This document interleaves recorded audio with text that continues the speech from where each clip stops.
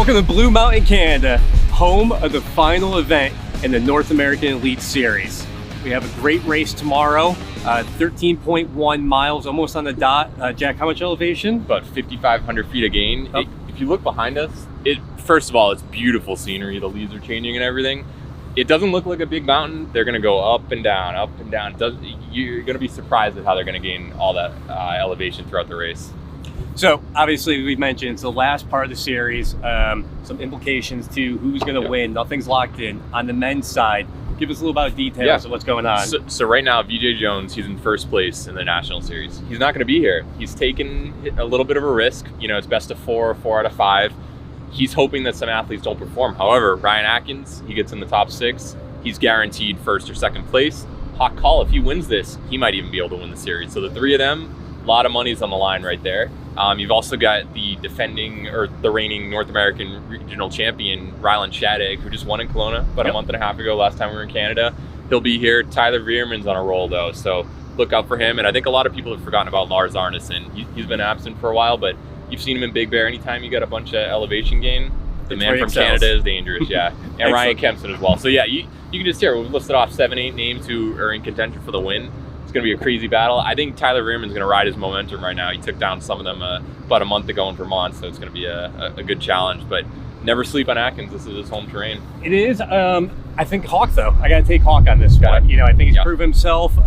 He's got the pedigree, obviously, and it'd be nice to see some young blood come out here and really take this course. That money will be a motivator also. It will be, for sure. If he wins, you know, he's in charge of his destiny. Exactly. Yep. On the women's side, it's a little bit of a different race there, a little bit more going on.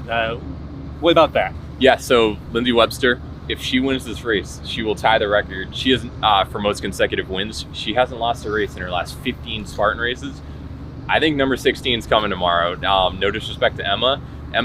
She's going to be right there the entire race. All this amount of climbing, it's going to make a big difference. Those two are probably going to go back to back, like we've seen in Big Bear and Slow and all the races so far. Emma she ends up making like one tiny mistake, and you can't allow Lindsay any wiggle room. So I think that's going to be the difference. And we saw it, right? There's Olympus out there. Yep. It's almost up a little bit uphill. So it might be that little difference maker. Yeah, it's a long one as well. Emma.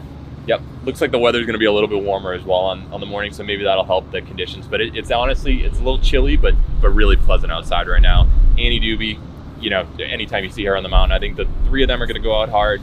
It's going to be hard to, fill up the podium with anybody else besides them. Absolutely. Who do you have for the win?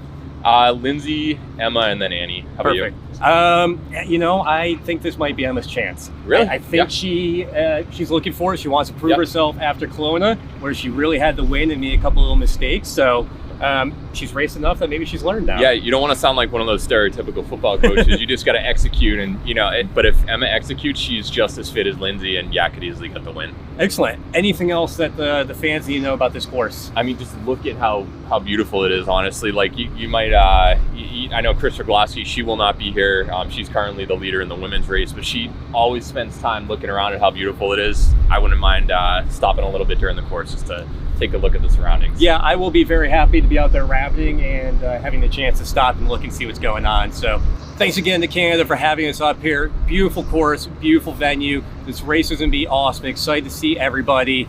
Jack? Yeah, we've got a lot of rabbits out there, so let's pass it off to Bracken and Kirk in the booth and let them take over the coverage. Good morning, everybody. Welcome to the culmination of the 2022 Spartan North American Elite Series, also doubling as the Canadian Elite Series. I am your host, Kirk DeWint, alongside my co-host and bestest mensch, Bracken Crocker. Bracken, good morning.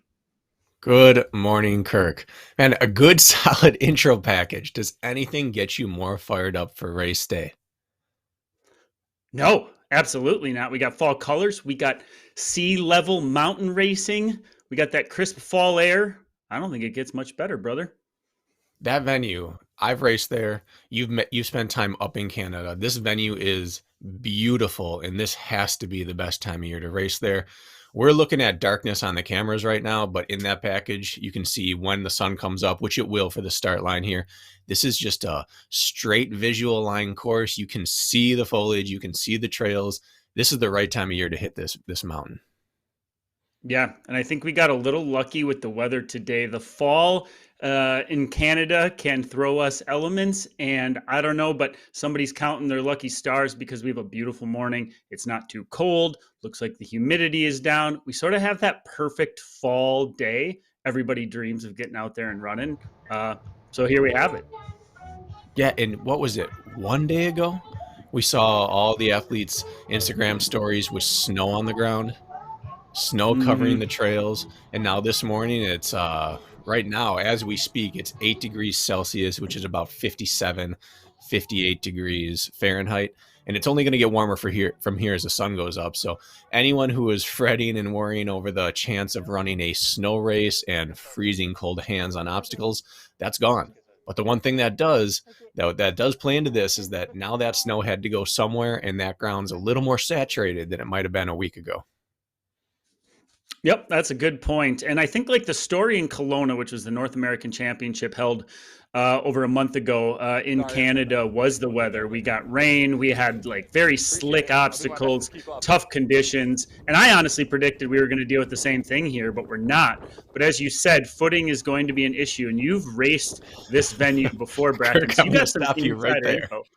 I'm Uh-oh. going to stop you. What'd you see? Already interrupting, but what no one can see is off screen right now. We have our other cameras on the production side here, and the rabbits who are trying to get to the top of the mountain just hit a really steep section. Our camera 4 just got there, and they went to power hiking, and then suddenly there were 2 slips in a row, and he went down. So he just slipped going uphill on that terrain. Oh, there goes another one. Just in time. Perfect timing there. The leaves on the ground combined with the snow that had sat there for a few days and melted means that this grass is starting to give and slide underneath your feet. Yeah, let's talk about that. If you're slipping while power hiking, well in control, well not breathing heavy and heart rate jacked, what does that mean for when you're running at race effort? Now we talk about like the moisture loosening up the ground. Obviously, that snow melted into the dirt, making it very soft. And then you have what fallen foliage, leaves on there, which act like little mini skis. So I think footwear is going to play in big time today. What would you be wearing out there, and how would you approach it from that way? It's a rush at the beginning. Just seeing what's happening to all of them, the bigger the lug, the better. You and I both ran cross country back in the day. You know how it is when you have your little cross country shoes on, and as soon as your spikes, those little pins, step on a wood chip or a couple leaves, it sticks right on there. It covers the spike, and that tread's gone. And if you don't have big lugs underneath that, suddenly you're back on slippery shoes. So you've got to approach this course with some big gnarly lugs and hope that it doesn't gunk up with mud throughout there. Because if you're slipping going uphill, going downhill, you are not going to be able to chop your steps, because the moment your heels dig into the ground, your feet are going out and you're going to start hydroplaning. Well, that's what I'm thinking about. It's like you want to jump right to the uphills being tough and the slippage going up, but really it's the descents that are going to be affected more than anything. Mm-hmm. There's going to be 5,500 feet of elevation gain and loss in today's race, and most of that is coming in the first like 10 of 13 miles. And so we're going down a ton, and descents are going to play in huge. And we have some really strong descenders in the field, both on the men's and women's side. And now I'm thinking like, all right, how is that going to play into this? Because there might be some like scuttling, as we call it, down the mountain to prevent slippage. I'm curious, Bracken, over under on 15 falls on camera, over or under today? What do you think? I'm going to take the under, but You only sure? because we won't be lucky enough to catch all of them on camera. There will be 15 Okay. falls in this race, without a doubt.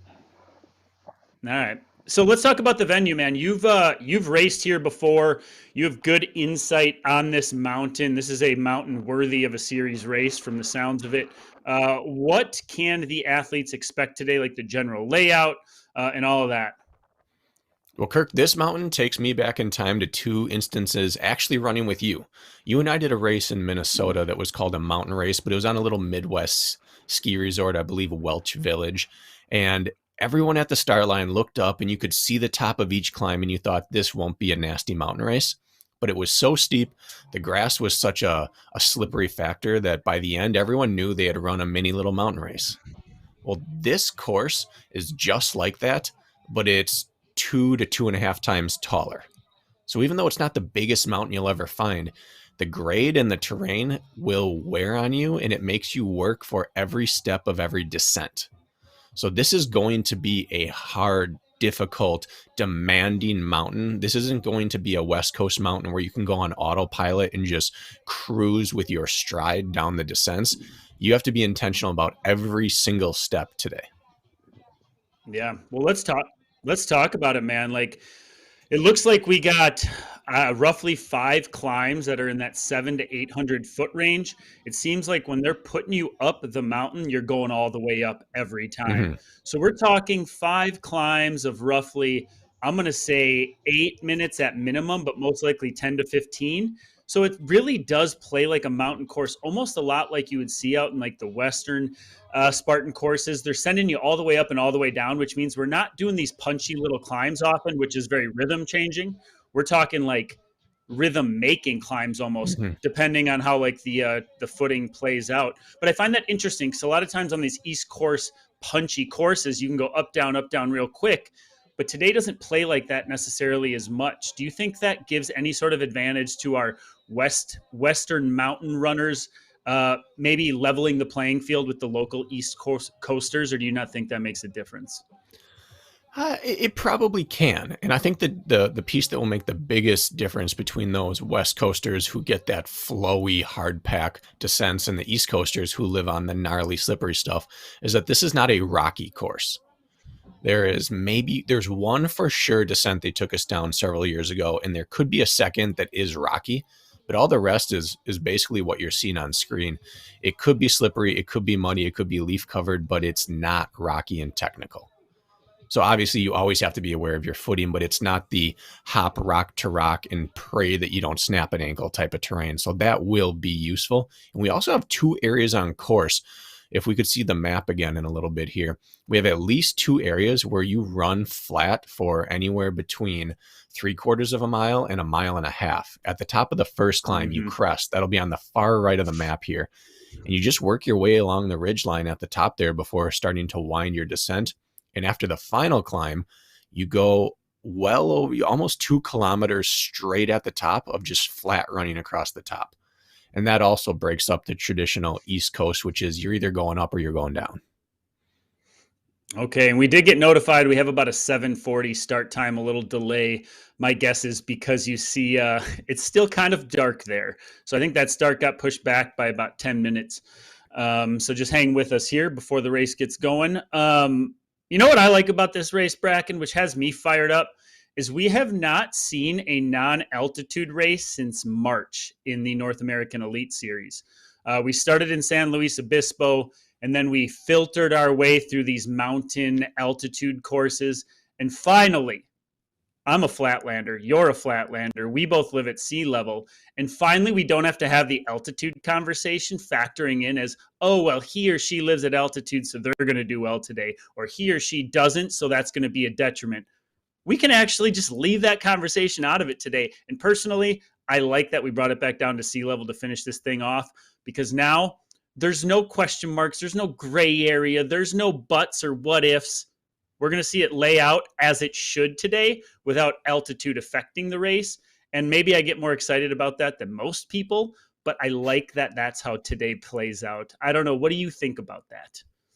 I think it's great. The altitude's special. It's spectacular. It adds an element to the race that it puts everyone on edge. But when you race a mountain sea level race, everyone gets excited. The flatlanders, the sea level livers get to say, all right, we have no disadvantage here. We can at least work at our full capacity. And the people who live at altitude get excited because they get to go down and have extra oxygen than what they're used to. So it gives everyone a reason to be excited and no one a reason to get really bummed out. So I think it's very fair fair is a very subjective word in the race world, but it at least levels the playing field a little bit. And now this being a race where you can close out your season at the altitude that you're going to race at the World Championships, it's a good indicator for people of where their fitness truly stands. Well, as we've done the commentating for these series races, Brack, and I always have a little bit of FOMO. I got a little more FOMO than normal today because this reminds me of a Midwest terrain. This reminds me of home, stuff I'm familiar with and can race well on. I know the same is for you. We did just have a shot there of one of our cameras going up the mountain, and you could see that grass is, I don't know, maybe a foot tall. It's packed down because we got that fall weather in some spots. So obviously the frost and has killed off the grass a little bit that's happened previously with that snow as well. But this does remind me of that race you talked about at Welch Village in Minnesota a few years back. I bid it twice on that course, and we had relatively firm footing because we didn't have a previous snow. It was July. However, when you can't see your footing and it's wet, and I feel like there's going to be points like that, I just feel like that's going to be. We talk about these like West Coast mountain races, you know, they can be ankle rollers, and we see people limp off these sort of these stingy ankle rolls, and that factors in. The last couple of races, we've seen it a few times. I actually think a course like this, even though it's like it appears to be smoother, almost leads itself to that sort of potential more than like a mountain course. What do you think about that? Do you think that there's any chance that we see some I don't know, rollers, we'll call it? Because just given the conditions, I feel like there's a chance for something like that to happen. Absolutely. In those West Coast races, a lot of those rolls happen because you're not expecting it. You relax into the terrain and then a rock moves underneath you. Here, every step is treacherous. But how lucky are we to go back-to-back Canada races to finish the season off? You can see up in Canada, they treat their courses a little different. You get off the beaten path a little bit more. You get a little bit into the rugged terrain more. And I think this fires up a lot of the athletes. It makes them feel, it kind of takes them back a few years of nostalgia of how races could have been in some of the venues they went to in the past. And I think this fires them up. So this is the kind of course that you don't get a second reprieve. Even the nice terrain, it's hidden under leaves, under tall grass. This is one of those where mental focus is required every step of the way. Yeah. And all I know is I feel like putting this course in Canada this time of year, I think Spartan was hoping to get some real nasty, gross conditions, which didn't happen. 3 days in Minnesota, I went for a run in the morning. It was 19 degrees, and it was a real slap in the face. And I know they had some cold weather up there previously. So I just think, like, I don't feel like you're going to have a bunch of athletes feeling good, running in conditions in which your hands aren't going to go numb. We're not worried necessarily about clothing or technicality of that in regards to your choices. Like, you're just going out and racing without there's no, back of your mind, like, oh, the obstacles are slippery today because of the humidity. Well, it's 50% humidity today, so likely the obstacles aren't dripping with that morning dew. So I think from like an engine output standpoint, people don't have any reason to be tactical approach because of the conditions. It's only going to be tactical with their approach due to their output. And so I just see, like, I envision some really aggressive racing today because of that. Yeah, I agree. And let's talk about those athletes for a little bit. We have, obviously, this is the culmination of the North American Elite Series, and we have some battles going on. Currently, sitting at the top of the point series on the men's side, it is VJ Jones.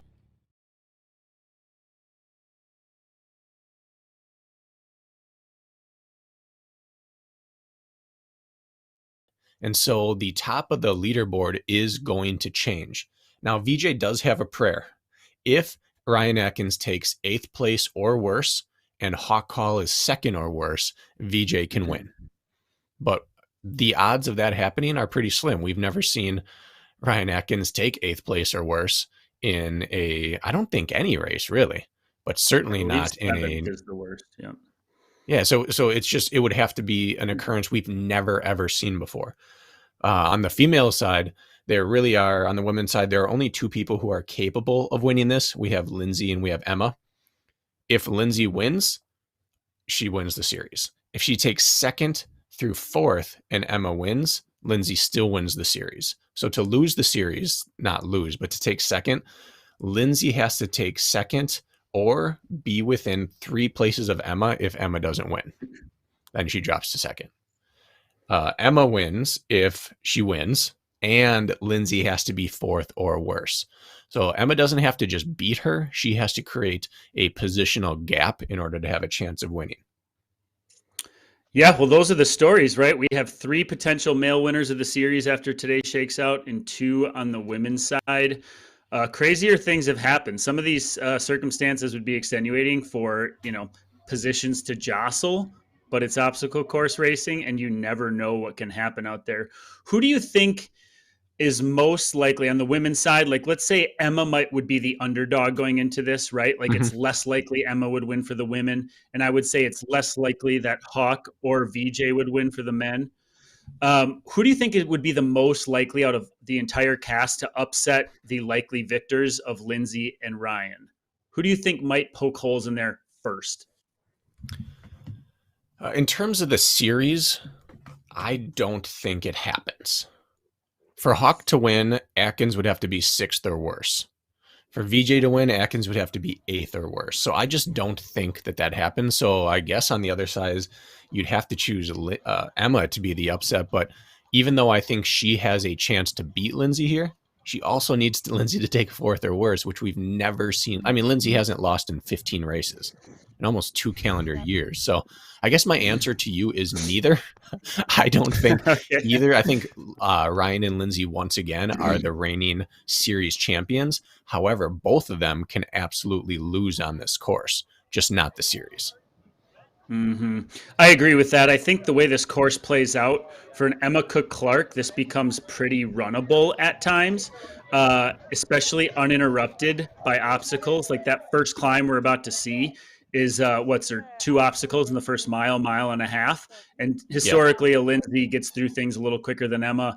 So there is potential for Emma to take advantage and gap early. But the real question is, I can't think of a time in which Lindsay Webster finished outside the podium in a U.S. National Series.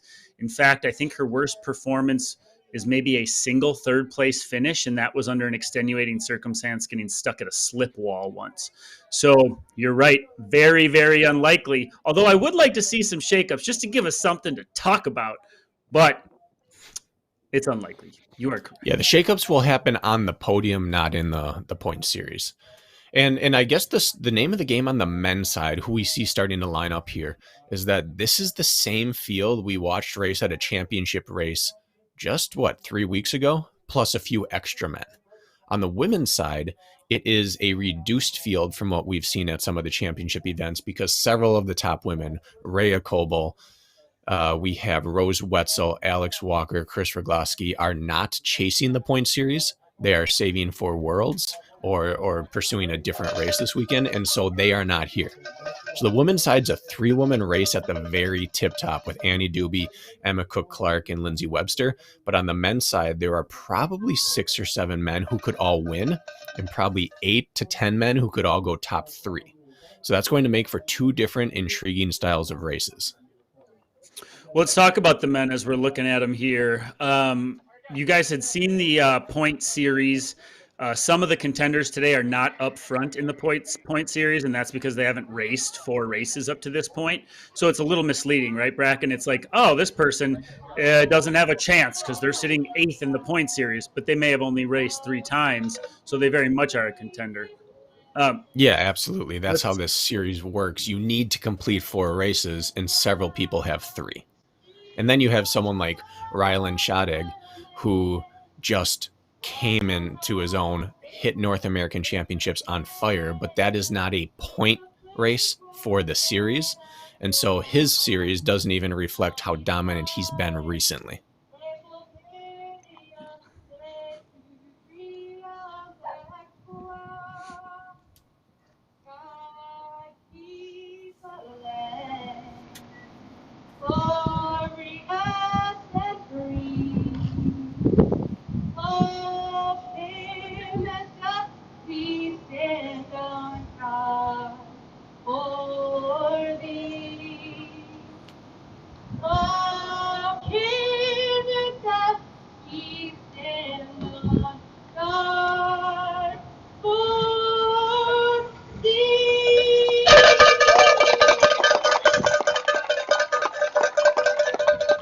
All right, so let's talk sleepers, Bracken, in this men's field as we look at them.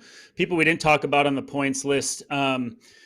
You know, Jack Bauer mentioned in the intro about Mr. Tyler Veerman, who is on a tear right now. He had an impressive victory at OCR World Championships a few weeks ago. We have Ryan Atkins. It's his home course. We have Logan Broadbent in the middle there, who is probably the fastest marathoner in the field, although mountains play very differently. You got any sleepers for us today? Well, Jack mentioned it, but it's Lars Arneson. And Lars shouldn't be a sleeper at this point because he's good. He's very close to dominant every time he shows up. And I believe you'll see him in a lighter pair of shorts up at the front with no shirt. Red shorts, maybe. We'll get an eye on that in a second. As you can see, that nasty long grass already played into it. But he's only a sleeper because he shows up so infrequently. He lives up in Alaska. It's difficult travel. The man works a job. So it's just not every day we see him on course. And every time he shows up, we're always shocked, like, oh my goodness, this guy's so good. I was just rewatching that San Luis Obispo race this week, and I forgot how fast of a flat ground runner he is, even though he's a mountain specialist. So he's the guy I would look at to be able to shake up all the top contenders. You know, I've been meaning to apologize to Lars Arneson. You know that, Bracken? You want to know why? Because Did you do something nasty to him on course? Oh, on accident. I accidentally clipped him going over the 8-foot wall, and he landed flat on his back. I thought he might have been out. So Lars, sorry about that, man. But we can move on. So I have to root for you a little bit there, Lars. He doesn't even know it was me, I don't think. So I clipped him. But look at this. All right. Sean Stevens Whale, not the favorite today, but he's out front already on this climb. We're looking at, I believe Jack Bauer ran this first climb yesterday at like a recovery effort. Took him about 16 minutes to get to the top. We're talking like a 10 to 12 minute straight up climb. Sean Stevens Whale's intentions are being set, and went to predict his shirtless running at the end of October in Canada. So that's what we're looking at right now, with Hawk Call trailing closely behind. Well, Hawk's wearing his warm-up still, which is funny to see because his father was notorious for racing shirtless in any weather under the sun. And I thought we were going to see Tyler Veerman maybe lead, and shame on me for not saying the name Sean Stevens Whale for who the dark horse today is, because that man, we'd been asking, when is this breakthrough going to come, as we see Lars there in the pink shorts, not red, I apologize. Lars Arneson there, a strong climber. We asked, when's the breakthrough going to come? The breakthrough happened at Kelowna in the North American Championship about a month ago, and he's right back here. It looks like he's built off that confidence. He's on home soil. He is absolutely attacking the race from the front. Yeah, look at these guys smiling. The pace. It doesn't suck yet. You're enjoying the mountain for the time being, but it's coming, fellas. Now, I just saw Rylan Shadegg, all KT taped up there, who won our North American championship in Kelowna not too long ago. What's going on with Rylan and all that taping? You have any idea? No idea whatsoever, but he's, I don't know, behind Ryan Atkins, maybe the most physically active man in this field. He's a firefighter. He is a gym rat, and he's constantly running up and jumping off and gliding down mountains. So I'm assuming he's just held together by KT tape at this point. Let's just call it a general overuse injury. How about that? Yeah, I think he lives in a state of an overuse injury. That's fair. Good thing he's young. He can handle it. All right, we got the women field. Looks like they're lining up. I will say, for those of you watching who have not attended one of these National Series races or these North American Series races, these are gated entry, meaning not just anybody can get in. You're going to see smaller start fields. These are people who have worked hard to be here. These are the best of the best. So if you see 20, 30 people in total at the start line, it's because this is gated, and these are only the ones who earn to be here. So we got the women here. They're taking off. How do we see this first climb shaking out, sir? Emma, early and often. Well, there it is. The first obstacle happens about 1 mile, maybe 1.8 kilometers, a little over a mile into the race, followed quickly by the second one, and then you run again some more. The biggest thing that Lindsay has over Emma would be technical descents and obstacle proficiency. Well, you're not going to hit either of those for almost 2K of the course. So she is going to press the issue from the start. If I'm Emma, I want the biggest lead possible early, and so I can close it down again late. Well, that's not a hint here. I've never seen power hiking this early in a race ever in my entire life. I think we were 20 seconds in, and the leader was power hiking, which just shows you how punchy some of these climbs can be. What I'm curious to shake out here in the women's field is last time we saw the top end elites in Kelowna, we had Annie Doobie make a statement by going hard up front with Lindsay and Emma early. Annie really impressed me. She had been out with injury earlier in the year, and she really asserted herself right away in that race and stuck through like the first 40 minutes, which I did not expect. She did previously live at sea level. I believe she now lives at altitude, but nonetheless, I'm seeing this spread out with those three. If I am Annie sitting in this position, I have nothing to really lose here. And so I would attach myself to the front. We might even see Annie in front of Lindsay on this first climb, just because I think she feels like she has something to prove. And so I think we sort of have like a three-headed monster on the women's field today. And I think we're going to see that rise to the top right away on this climb. I fully agree with you. Now we see the men. Oh no, we're still back on the women's side. So Emma's out, and you're right, I believe. Oh no, that's not Annie right on her shoulder. I believe that's is that an Amanda Nadeau? It's hard to tell. No. Keep us guessing. That's all right. Very polite out there. You hear that? Emma saying good morning. Yep. She's just so polite out there.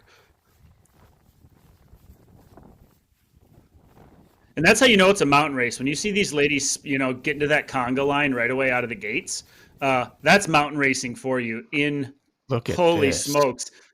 I love it. If that was dry terrain, there would be no hands. And here we are on our hands and feet already. Rylan has already passed. We see Lars up ahead of Rylan. So Sean either got out hot and settled in, or these guys made a concerted effort to get up to the front. And someone's up ahead in first with a oh no, Hawk's up in first. It looks like Tyler second, Lars third, Rylan fourth, and Sean Stevens Whale in fifth. And we've hit the technical steep section, as we can see. It'll open up for running right at the top, but they just had to work through some hands and feet style of climbing. How often do we see that in a race? Basically never. When you look at the foliage out here, this is a course in which you can lose visual on your competitors, which can play out to be huge. In those West Coast or Rocky Mountain mountain races, you can get big visuals, right? We have long, steep ski run climbs where you can see up a half a mile sometimes. Here it's going to be a little more closed, so getting out of sight could actually play pretty big early on. When we talk about the course as a whole, Bracken, the first thing I think of is energy management, right? Like, Is it smart to be leading this early with the up, down, up, down, up, down? It plays very different than the one big climb and one big descent. You think it's necessarily smart to be one of these two guys, Tyler and Hawk, up front right now? Or do you think that it's one of those courses in which maybe it's a mistake to be leading early? I think that if you're one of those two guys, it's the right call. Hawk's coming off of a D1 cross-country career, and he is very clearly, he's proved to us that he is a front runner. He feeds off that. Tyler showed us at OCR Championships a few weeks ago that he can take the race from the start and press. He's been training for a 24-hour ultra race. He's got the legs that aren't really going to be shot by that. For most other people, I would say, yeah, your race starts at the bottom of the first descent. But for the people like this, with the type of engine they bring, it's just purely body blows early, and they're looking to deliver it rather than wait. Yeah. Well, I think the person who has the hardest task right here is Tyler Veerman. And do you want to know why? It's because Tyler's coming off a non-Spartan win, but an OCR World Championship, which is huge. Now, all of a sudden, he's got sort of the monkey off his back, but it's also subsequently on his back now because there's expectations there. And it's really hard to follow up a breakthrough performance with another one. At the same time, you look at Hawk Call leading right there. I think Hawk Call, we talk about keeping receipts, Bracken, meaning like, okay, what am I going to use as motivation out there to keep me fueled on course? And I think Hawk believes he is the best person in this field. I think he's got that confidence of his father, Hobie. He believes he is the best, and yet it has shown through once this year, but not more than once. And I think secretly, Hawk's vendetta is higher than most anybody. So if we talk about momentum, I think there's some secret momentum or secret motivation on Hawk's end. The same goes for Rylan, trying to follow up a North American championship win is a very difficult task to come back and do it again. So you start to look at those things and start to play the odds. And you're like, who does it really favor? And it's hard to sort out there because there's a lot of people with momentum going, and there's a lot of people who want to get that momentum started. So I just think that it's going to create a lot of jockeying up front in these men, like big time, mostly because of ego. And that's okay. That makes great racing. That's what happens when you throw a bunch of studs all into the same race. And the next time, Jason, our producer here, the next time we have the women on a lead camera up there, is it possible to turn up the volume? They're laughing and talking with each other. See if we can catch that as it happens here. We saw Lindsay come up, re-engage, start to make a pass, and I thought, wow, it's getting intense already. And then all I heard was giggling and laughing. This is not what I expected to hear halfway up the first major climb of the race. Of course, now they're going these women are all well, now they're hitting some steep grade there. These women are all very close friends outside of here, so it has to be an interesting dynamic as far as wanting to, really hammer each other, but also, they kind of like each other. That's the cool thing about this sport, is even these gentlemen up front, the women up front, they're all buddies. After this, they go out and have lunch and have beers and share race stories, and they're actual friends. Yet they're competing for $3,000 up front in series titles. It's a very interesting dynamic. It's a very tight-knit group of people. So what we saw here is 7 minutes in, we hit our first, 10 minutes in, we hit our first set of obstacles here. And right away, they made a pass on Hawk Call at the top. They crested and accelerated, and then they hit the series of obstacles. And now we have Ryland in first, Atkins in second, Veerman in third. Three of the more power, traditional OCR athletes made a pass right away. And we see the downhill now, and we've seen they can all descend.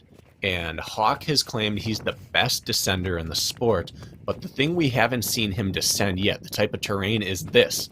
We haven't seen him go down ski hill with grass on it yet. We've seen him run West Coast. We haven't seen him East Coast descend yet, and I'm excited to see if his legs are going to match up to his mouth here today. Know what I like seeing here, Bracken? Obstacles still matter. All right, we had Ryland and Atkins were down by 5 or 10 seconds from the front, and our simple Herc hoist propelled them up into the lead. I just think it's key to note that they make a difference. And we have Atkins here asserting himself. I know he's following Ryland Shadig right here, but previously in all of the races we've seen up to this point, Ryan has sat back early, not by choice, but because he's told us he didn't think it was smart to run up front. But now we have him asserting himself early, which is kind of terrifying for the rest of the field because we haven't seen that out of Atkins before. And this is a tight line here. You saw Lars, you see Ryan Kempson. We have Logan Broadbent in the mix. This is a tight gap. What is this, 10 seconds from first to like seventh right now? Exactly how we wanted to see this pan out. And don't let Ryan Kempson fool you where he's at right now. He's just a little off of that group of guys. This is his backyard type terrain as well. Kempson's on a big roll himself. I have a feeling he's going to be reeling the front back in here shortly. He is. And this is the time when I'm interested in footwear. Kirk, I'm always interested in footwear, but we see several athletes here, the VJ Extremon or the IROC, which has big, gnarly lugs. And then we have Tyler Veerman wearing, as he did at championships a few weeks ago, the Max, which has very shallow, flat, wide lugs. And I'm interested, can he descend with the same ferocity as these guys when he hits some of that slidey, slippery terrain? We are going to find out. I certainly would have deeper lugs on my feet. I don't know about you, but time will tell. I would. That first climb took the men about 10 minutes, which means they're climbing about 800 feet on sketchy terrain in 10 minutes. That is world-class climbing, Bracken. Just pointing that out. It's very aggressive from the front, and you're seeing lead changes. People are throwing surges. Ryan Atkins here, this just warms my heart. This is the style of racing we need to see out of Ryan Atkins, and he's showing us. He's accelerating. On that last climb, Ryland Shadig was power hiking, and maybe it was a power hiking section. Maybe it was appropriate to power hike there. But Ryan Atkins, who is known for hiking, when you have the chance to run or hike, he chooses hike in most races. He stayed running to get to that next set of obstacles first. He's keeping his foot down, which if there's ever a knock on Ryan, it's that he sometimes leaves races too late. because he's so good at timing his finish and making sure that he's running his own race. He's pushing the issue and pressing it a little bit today. That ain't happening today, is it? We had a chance to talk with Ryan Atkins on our podcast, The Running Public, this week, and Ryan expressed that he had some frustrations early in the season with his hard work not paying off, meaning he was doing everything right as he thought, and he wasn't seeing the results on the race course. And so, talk about motivated. He's learned some lessons this year he didn't plan on learning, and he's had a month to get dialed in now on what it's going to take to show up at the start line feeling good. Now, I'm not saying Ryan Atkins is going to win this race, but him being out front early is an indicator that he's not going to be drifting back as we go. He is not a man who mismanages his effort. So if Ryan Atkins is up front right now, he's up front and he's in control. I would stand by that guess there. And so it's a good sign for him that he's the Ryan Atkins that we were hoping to see today. And that's going to make these younger guys who are chasing work harder than they maybe thought they would have to early. I love seeing this. We have a pack of 5 strong technical descenders right now. I can't say that anyone in this group of 5 has ever showed a weakness for running downhill. We have Ryan Kempson, Lars Arneson, Tyler Veerman, Rylan Shadig, and Ryan Atkins, who is leading the charge. And usually Ryan Atkins is the one rolling up on people down the first descent. He's leading it, and now he sets the pace line here. Everyone's going to just key off his shoulder and go. And look at this. This is truly technical, and the leaves are covering the technicality, which makes it sketchy. Yeah, this is beautiful. This reminds me of Midwest running. It doesn't get much more scenic than this. My favorite part about racing on courses like this is you're back in the woods. It's a calm morning. All you hear is the heavy breathing and the feet stomping on the terrain and the leaves. And it's a very like animalistic, barbaric feeling. And people who are watching don't always grasp like how intense that is when you're back there racing hard and all you hear is, the bravado of your competitors next to you. It's my favorite part. That's the bone chilling part for me, is that intensity when you're in the race. Doesn't always come through on camera, but believe me, these people are feeling each other out and they're sort of making themselves known in that way. You ever make note of that in a race, Bracken, how intense that feeling can be when you're back in the woods away from sound? It's one of my favorite things. When it's just far enough into the race that everyone stops chatting. And all you hear is the gasping. And we're at that stage here where you start the descent. Even though it's not a cold morning, it's not warm either. And when you start the first downhill, the first descent on a chilly morning, the first thing that happens to many people is their eyes water up. And in certain courses, like Tahoe, for example, you can handle that. On a course like this, where you're trying to stare with wide eyes into the trees, onto the leaves on the ground and pick your line, it's kind of terrifying running with your eyes watering. Now we see Emma Cook-Clark is in the lead here, Lindsay Webster in close pursuit. Now, I'll be honest, I would have predicted that Emma would have tried to take advantage of that first climb without obstacles and build a little more of a gap, which tells me that nobody's relinquishing this easily. I think Lindsay Webster is maybe pushing a little harder than she would if she were maybe running out front. She's saying, I'm going to stay connected to Emma because I'm not going to rely on her making mistakes today. I don't think Lindsay Webster in the back of her head relies on Emma Cook-Clark making mistakes. Emma made a post yesterday about this race, and it was joking. She was making fun of herself, saying, let's see how many things I can fall off of tomorrow. Like she was playing fun at her fact that she fails obstacles, and that has been the storyline with Emma Cook-Clark. She is probably the best runner in the field. Lindsay's made an argument lately with her mountain racing, but nonetheless, I like Lindsay's assertiveness here, not relying on Emma to fail things. The conditions don't favor failures today. And you were counting before we started this broadcast, Bracken, most of the failable obstacles are actually penalty loops, which I think are a lesser penalty. So even if something is failed, it doesn't necessarily mean it's 30 burpees, 2 to 3 minutes lost. So Lindsay's keeping her in sight. I like it. I'll be very curious when we turn the camera back where Annie Doobie is, if she's had the same approach. But we got ourselves a race up front. I don't see this opening up like I maybe thought it would. Yeah, well, and it can't. If I'm Lindsay and I'm looking at this course map, I realize the danger here. The only true obstacle we've seen any of these women fail on this course that has a burpee penalty is a spear throw. Every other failable obstacle is a penalty loop today. And Lindsay saw, she was right there in Kelowna. She felt that energy shift towards the end of the race where it felt like, oh my goodness, Emma might be able to outrun me to the finish, and Emma fell off the rig. That type of situation is not something she can afford to bank on 2 races in a row, and she's running with that intensity of someone that says, I understand there are sections of the course that I need to have already invested in before we get there. That's how she's running this race early, and I like it. And at the same time, we see, despite her best efforts, Emma has the fastest set of wheels in this field. She's going to have to make sure that when she gets up to these obstacles, Lindsay doesn't just zip her way right back into it. Yeah, it'll be interesting to see this play out. And historically, Lindsay would make a pass here on these monkey bars just by fluidity. I'm seeing hand matching, which has me wondering if there is a little dew on those monkey bars. But then is that Annie Doobie just flying through it like no big deal? So who knows? That was a uncharacteristically slow monkey bars by Lindsay Webster there. I wonder what's going on. Typically, she would have been out front of these women after that. And it was highlighted by Annie just flying through those monkey bars. Look at that cameraman getting up and going. Give him a raise. We've got a great crew out here today. Got Jack following someone there, putting on a 40-yard dash. No, what I think. Right. I see Annie Doobie here in front of Lindsay Webster. That's got to feel good. Annie's got the mojo going. You know, it's all about momentum shifts. And if we're 17 minutes into this race, Annie Doobie's legitimately in the mix, just like I was hoping she would. Like, heck yeah, we're going to have a 3-headed monster just rip away from the rest of the women's field right now. And I love that.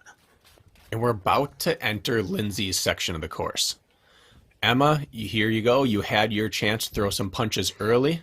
Oh, we see a little slow up here. I wonder if Annie had gloves on that she's removing or putting back on. But Lindsay is about to get her chance. She's like, all right, that was your turn. It's about to be mine now. They're going to head down the same descent we watched the men descend and then enter into the woods where we saw those leaves. We saw people hopping and skipping down through. That's a telltale sign of technicality. And that's Lindsay's world. So she gets off here maybe, 3-4 seconds behind. She'll eat up that gap the absolute moment they enter the woods. Man, I just have to say it again, obstacles matter. Annie went from almost in first place to 10 seconds down because of obstacle proficiency.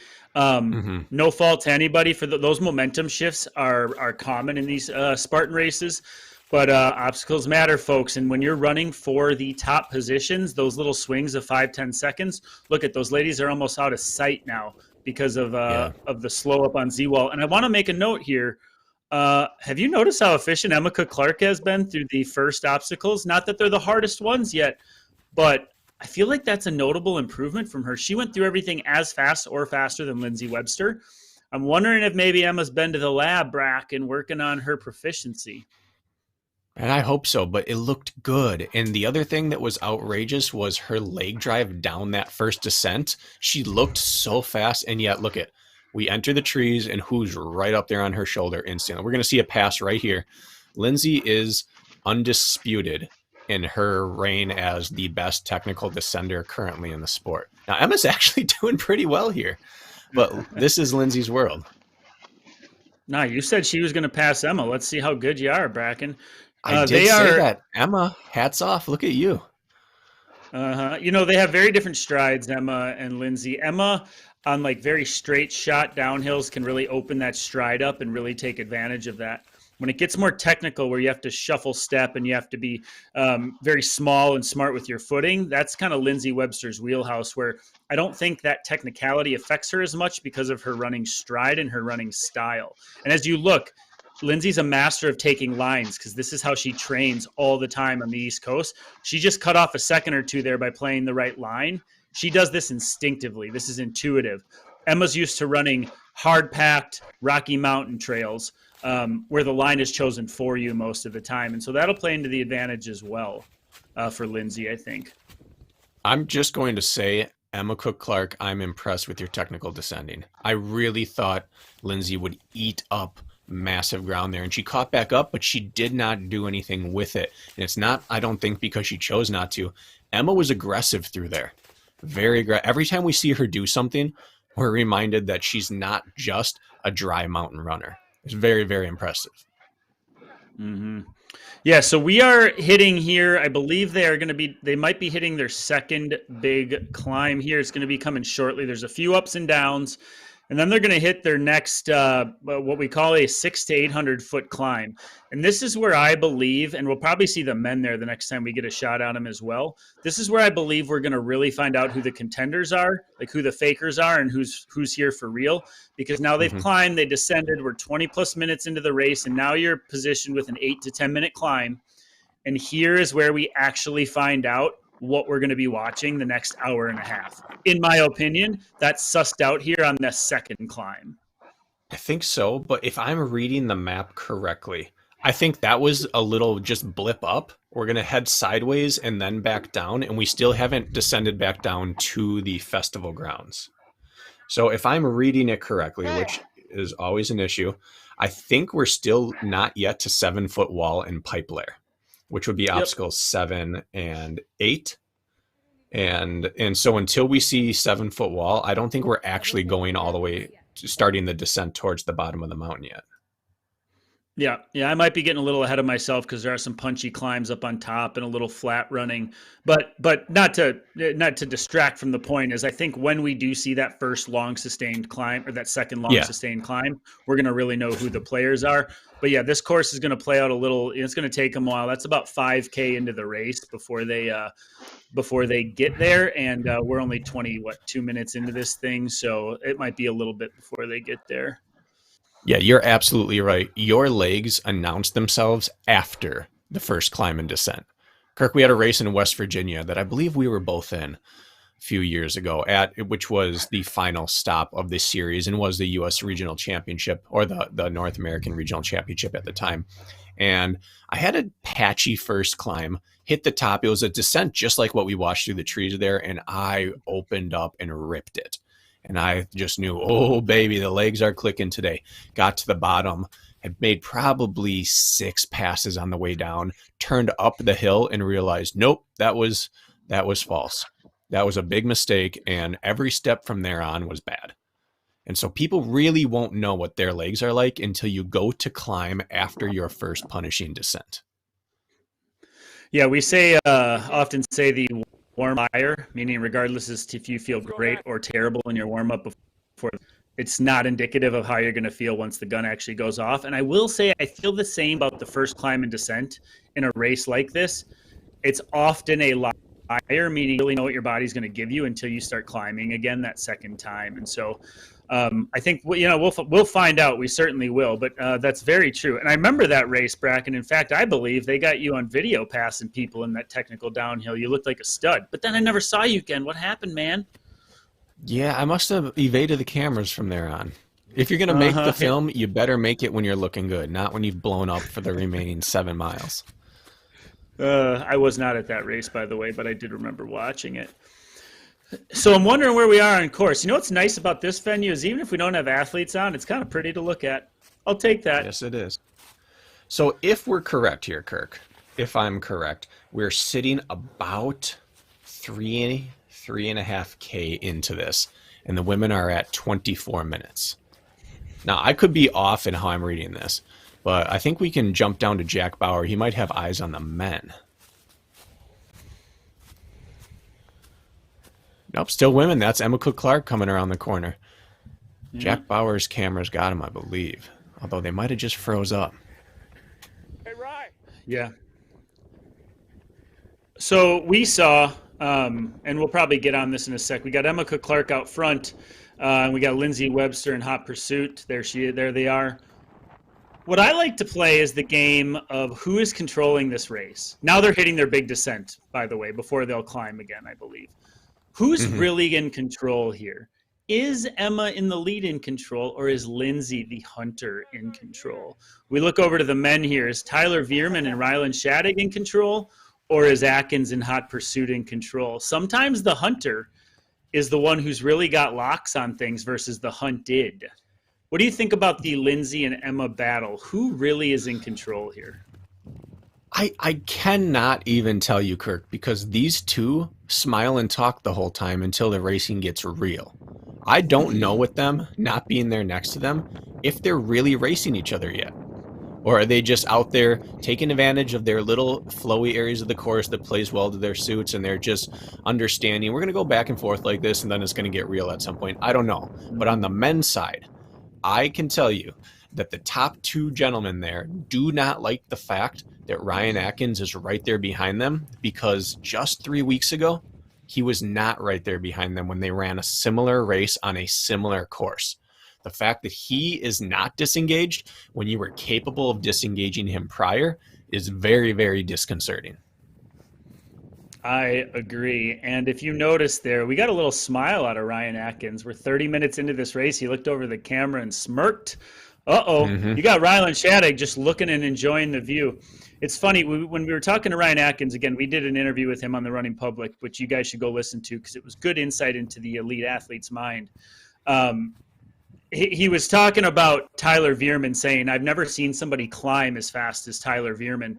And you watch Tyler Veerman blow by Rylan Shadig. While Rylan was power hiking, Tyler was running, and Rylan looked over like, come on, man, you can't be running that fast by me right now. And so there's such different styles here. Yeah. And it's just very interesting to see play out. And I will say, when Ryan Atkins is up front, I alluded to it earlier, right now, this is scary. This is scary.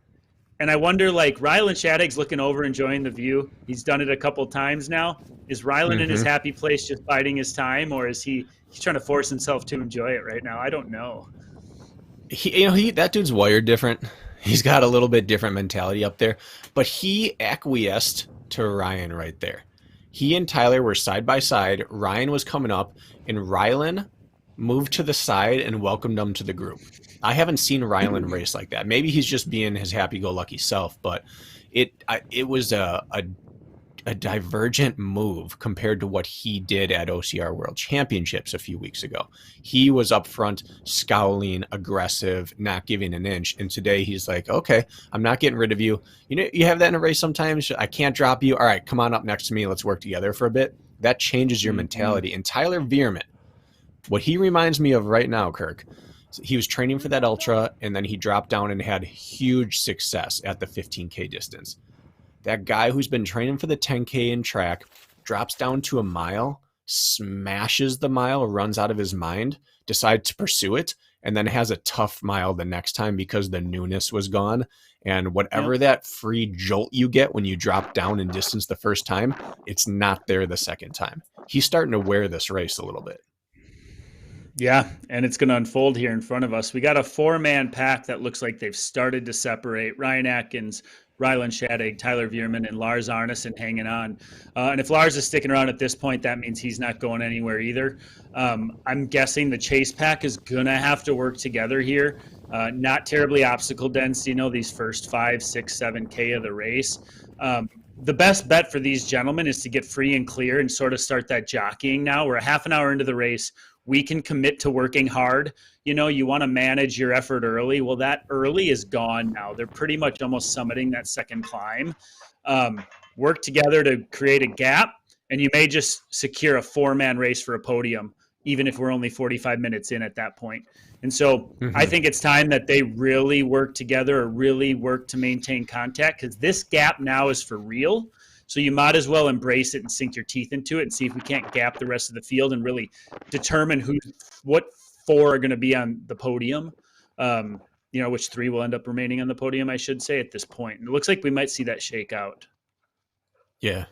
Now we talked on the OCR show on Race Brain about a month or two ago that when Ryan Atkins loses, or gets beat, I should say, because second or third is not losing. But when he gets beat, when someone gets the better of him, it's because they took it out of him from the start, or he ran out of time to catch them. We were saying that, Can we think of a time that he was in the lead or in contention for the lead 15 minutes in a race and didn't win it? And we couldn't come up with maybe more than one instance. And so today we have that situation we were talking about, which is no one's shown the ability to get away from him early and get him out of his comfort zone. and now we're 34 minutes in. I can't remember a time he was 34 minutes into a race in the lead and lost it. I can't either. And the thing is when you start looking at this men's field, and there was Ryan Kempson in pursuit. Maybe he's, I don't know, 15 seconds or 20 seconds back. You start to think it's way too early to have this conversation, but this is where my mind goes about who are the closers, right? Mm-hmm. Well, if the guy leading the race, who is Ryan Atkins, is a closer, Tyler Veerman is a closer, Ryland Shadig is a closer, and I can't necessarily speak to Lars Arneson in that aspect. You go, how are people going to reel him in? Ryan Kempson in pursuit, I believe in 5th place, is a closer. But when a closer is chasing closers, it's like you almost got to burn your matches early to stay with, because it's really difficult to make up ground on closers, even if you're a closer yourself, if that makes sense. So it's one of those things where I might risk it early to regain contact because I'd be afraid I can't play catch up. And there comes Kempson flying by. But yeah, Atkins is undisputably the best closer in the sport, and he's leading. That's just bad news for people. Like you said, you have to start playing a card earlier. How do we get ahead of Atkins? Because we know we won't pass him on the descents. We won't pass him on a carry. We're not going to pass him on the obstacles. So where do we get him? Yeah, we just saw Tyler Veerman fly by. Let's go to a quick hit with an interview with Tyler Veerman from yesterday. Okay, never mind. We're going to go to a hit with Sean Stevens' Whale. Yeah, I've run here a couple times. Last year I ran here, was probably a tougher course than this year actually. Yeah, kind of know what to expect. It's gonna be brutal. It's really front loaded with the elevation in the first 9 miles. You think that's gonna favor those good climbers? Are you gonna try to create some separation? Yeah, the front 9 miles are definitely heavily weighted for the ups and downs. I really think there's going to be a lot of jostling happening throughout the race, especially later on when everyone's legs are fried and trying to hammer the ups. I know last year when we were here, by the end of the race, there was like 7 ups and downs last year. By the end, it was a struggle just to walk up some of the climbs at the end. So I think, just trying to run my own race is probably the best way to do it, really, and hope that works out for me. Works in Kelowna. Yeah.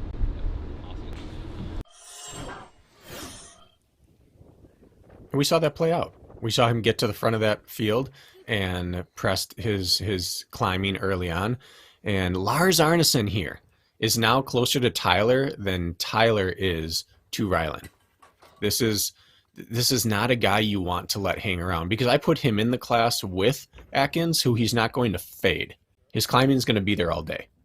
And Kempson, his descending is going to be there all day. These aren't the guys you want sniffing at your heels. A little slip there almost came off. These aren't the guys you want nipping at your heels if you're starting to fatigue, which Tyler Veerman looks like he might be running out of some of his climbing speed that he had early on. He's going to descend an obstacle just fine, but this course is punishing. If you, like Sean alluded to there, at some point it was really hard to get up the hill. Yeah, and oh boy, no, Ryland, what happened, sir?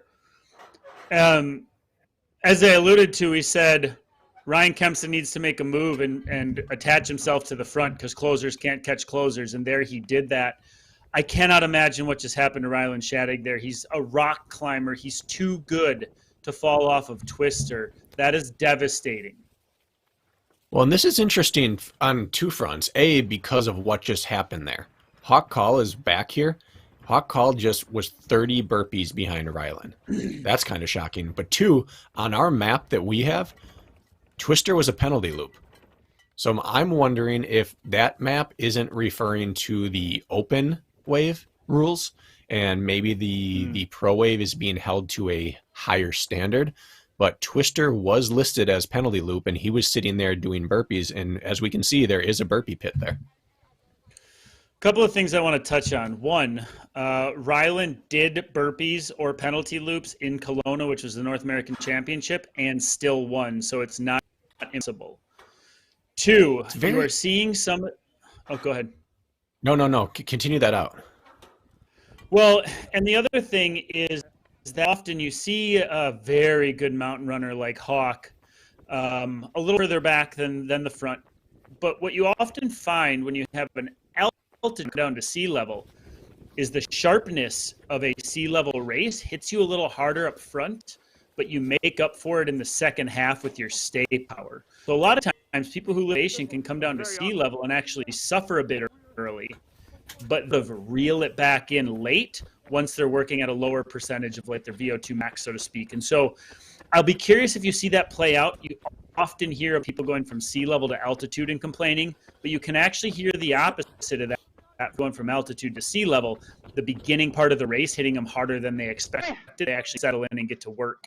So I'm just wondering if we're seeing a little bit of that with Hawk, or if not, a little bit of that with Tyler Veerman or not. It's all speculation, of course. It's just across my mind right now. Yeah, it's certainly a possibility. And here's another, tricky obstacle.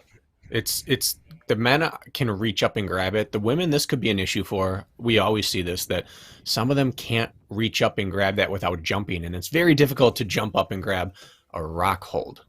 So with this, Kirk, we suddenly saw a non-penalty loop obstacle. Does this change things for Emma Cook-Clark?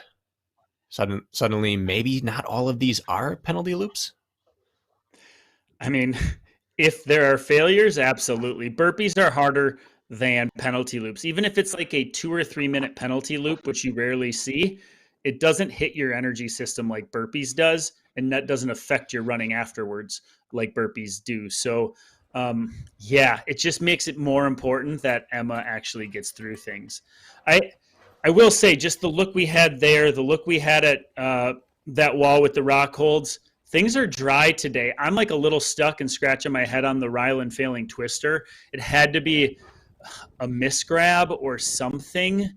Do you want to speculate there? Because it just doesn't seem like a place where you'd give it up, Yeah, I don't know. Maybe there is more due than what we're seeing.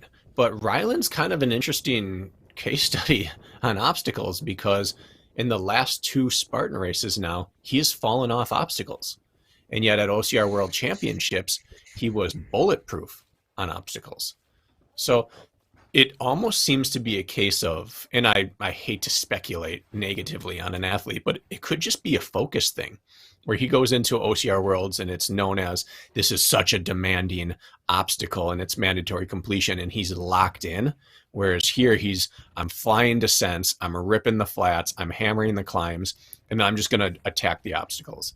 And maybe the priority isn't on focus on every single grip, and it's just a slight lack of focus for 1 split second, and you're off the obstacle. Well, I'm telling you, it's not wet, and I'm telling you because you cannot keep your feet up on Olympus if it's That's true. wet. Yeah.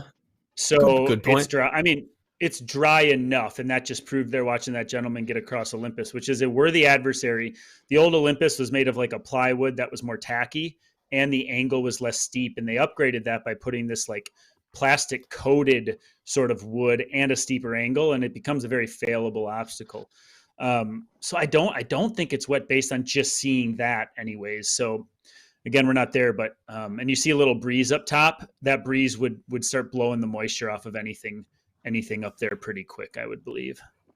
Kirk, as I was about to say, a potentially big moment here. Lindsay accelerated around Emma into Pipe Blair. Emma stopped, grabbed water, and let her go. And I thought, oh my goodness, is this it? And then Emma made up time on the obstacle. I'm seeing, this reminds me right now of the type of obstacles we saw from Emma at the North American Championships in Tahoe a year ago, where she came through and breezed through everything and looked powerful and smooth doing it. Yeah, I'm a little curious as to Emma's mindset back there, mostly because I know I need to outrun Lindsay and I need to build a cushion. I alluded the fact that Emma's really good at open descending, where she can open that stride up, and Lindsay has that compact technical stride. Yet here we are. Emma's making up very little ground, if any, on Lindsay right now, and where I would assume Emma could really open that up. So 1, Lindsay's running aggressive. And 2, this is not a winning strategy for Emma, I don't believe, at this point. We have a lot of race to play out, but I still think she has to go with her game plan she's been going with race after race, and that's get out of sight, and build a cushion. That's how she's broken Lindsay. Lindsay's gotten lucky with Emma obstacle failures. But right now, I'm not sure. And maybe I'll eat my words. Maybe Emma's managing her effort so she doesn't fail obstacles later. I don't know. But this doesn't strike me as a winning strategy for Emma based on how the other races have played out this year. Well, I can't really pick a hole in that, but I will say this before we jump to a quick hit with Emma from yesterday, is that Emma has been known to be a low volume athlete despite being dominant up to 100K distance because of injury concerns. She can't quite train the volume that a lot of these other women can train. And if there is injury, if there are injury concerns, one of the places that would show up is you probably wouldn't do a ton of huge hill workouts. I'm just speculating here, but there's a chance if she comes in knowing, I don't know if I have 5,500 feet of nasty descents in me, she might be slow playing and content to stay with Lindsay early on to avoid damage, banking on that 2K run at the top. So they're just playing devil's advocate. That could be what we're seeing from Emma here. Can't argue with that. Let's go to a hit with her. I'm here with Emma Cook-Clark. Yeah, thanks, Jack. Here at Blue Mountain, it is stunning, as you can see. There's one of the Great Lakes behind us and all the colors of the leaves. It's probably the most spectacular time of year and day to be here. The course looks so fun. A lot of ups and downs, but on, again, some of the most spectacular terrain in the area. So really looking forward to it. It's going to be a fun grind with everybody else out there.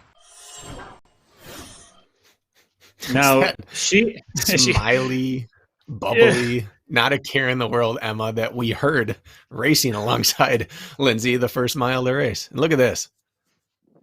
She is the definition of Canadian nice, but don't let that fool you. She is a killer. She is a firefighter in her day job. She is a supremo, hardcore human who lives life full tilt. Everything she does is extreme, and her soft-spoken, smiley demeanor is not indicative of the animal and monster inside of her. So do not let that fool you.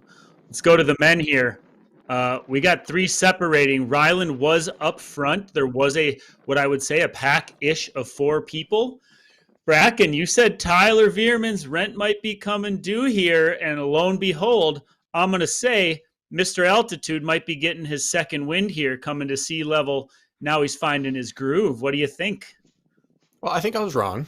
And I think Tyler's making me look like a fool. And we're also seeing them diverge on the trail here. Ryan doesn't make mistakes. So the fact that he's staying left here means he sees a line that Tyler doesn't. Tyler ran up, ran. Ryan let him go and even stood up and took some deep breaths and power hiked steady for a little bit. And then look what happens here.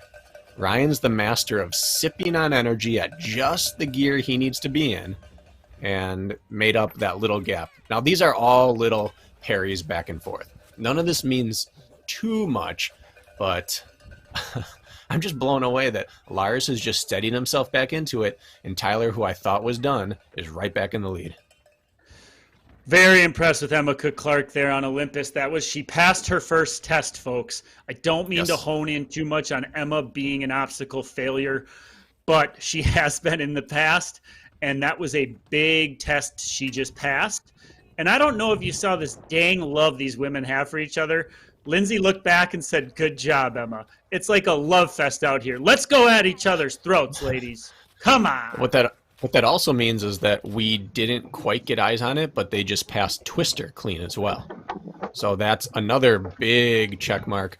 Not that she struggled on Twister in the past, but we saw Ryland, who was leading or co-leading the race, fall off on Twister. So 2 more obstacles, potential issues, already behind her. Yeah. It's looking good for her. And you are right. I did forget a bit about the fact we have almost a 2-mile flattish section before the final descent where Emma could really take advantage of her running legs. She's proven she's not losing too much time on obstacles. And so if she stays within striking distance until that point, it may be a little dangerous. This pack of 3 is doing exactly what I think they need to do to pull away, back to the men there, what they need to do in order to pull away from the rest of the field and now maybe secure a podium position, all of them. My curiosity here is now we find out what Ryland Shadig is really made of. He's made very impressive performances this year, no doubt is a contender in any race he's shown up with. No matter how he does today, we know how good he is. But here's that factor that you find out where the grit lies in an athlete. Now he's down. He's been kicked. The odds are not in his favor. Can he reel these guys back in? I believe he may have the top end potential to do it with how authoritatively he won the North American Championships a month ago. I just want to see what he's got here, time gap wise, and if there's time to do it. And he would be one that I would say could potentially do it if he had to. So I'd like to see where that pans out as this goes on. And it looks like we got a quick hit with, sorry to interrupt, we got a quick hit with Jack Bauer. He is on course, ready to give us some goods. Jack, hello.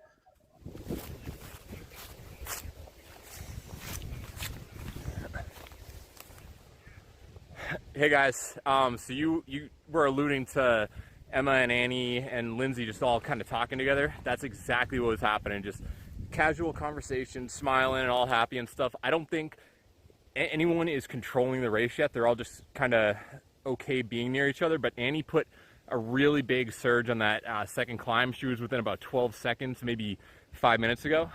So 45 plus minutes into the race, Annie is a real contender for the win at this point still. But Lindsay and Emma have been trading blows back and forth, but I don't think either of them is going all out at the moment yet. So I think they're going to save it for the second half. Thank you, Jack. Back to you guys. It appeared, now we had a picture-in-picture there, Kirk, but it appeared Lindsay had a hiccup on the box, unless we were watching a male there. Right? If they've started catching the men, someone just had a hiccup on the box. I was gazing into Jack Bauer's pearly blues, so I didn't look at the other cameras. But let's find out, huh? We'll get eyes on that shortly, I imagine. Yeah, and for us, our screen's a little more segmented than yours at home, so you probably had better eyes than we did. But it appeared as if two people came into it together. One had long leggings. The long leggings got stuck on there, and then about a 30-meter gap opened, which if that is Lindsay, and that was Emma opening the gap, obviously not great news. But what is great news is Ryan Atkins is controlling from the front now. And this course has more. They still have 3 steep climbs, Kirk. 3. And Ryan Atkins Everested on this type of terrain this year, which is where you climb the vertical feet of Everest, slightly over 29,000 feet.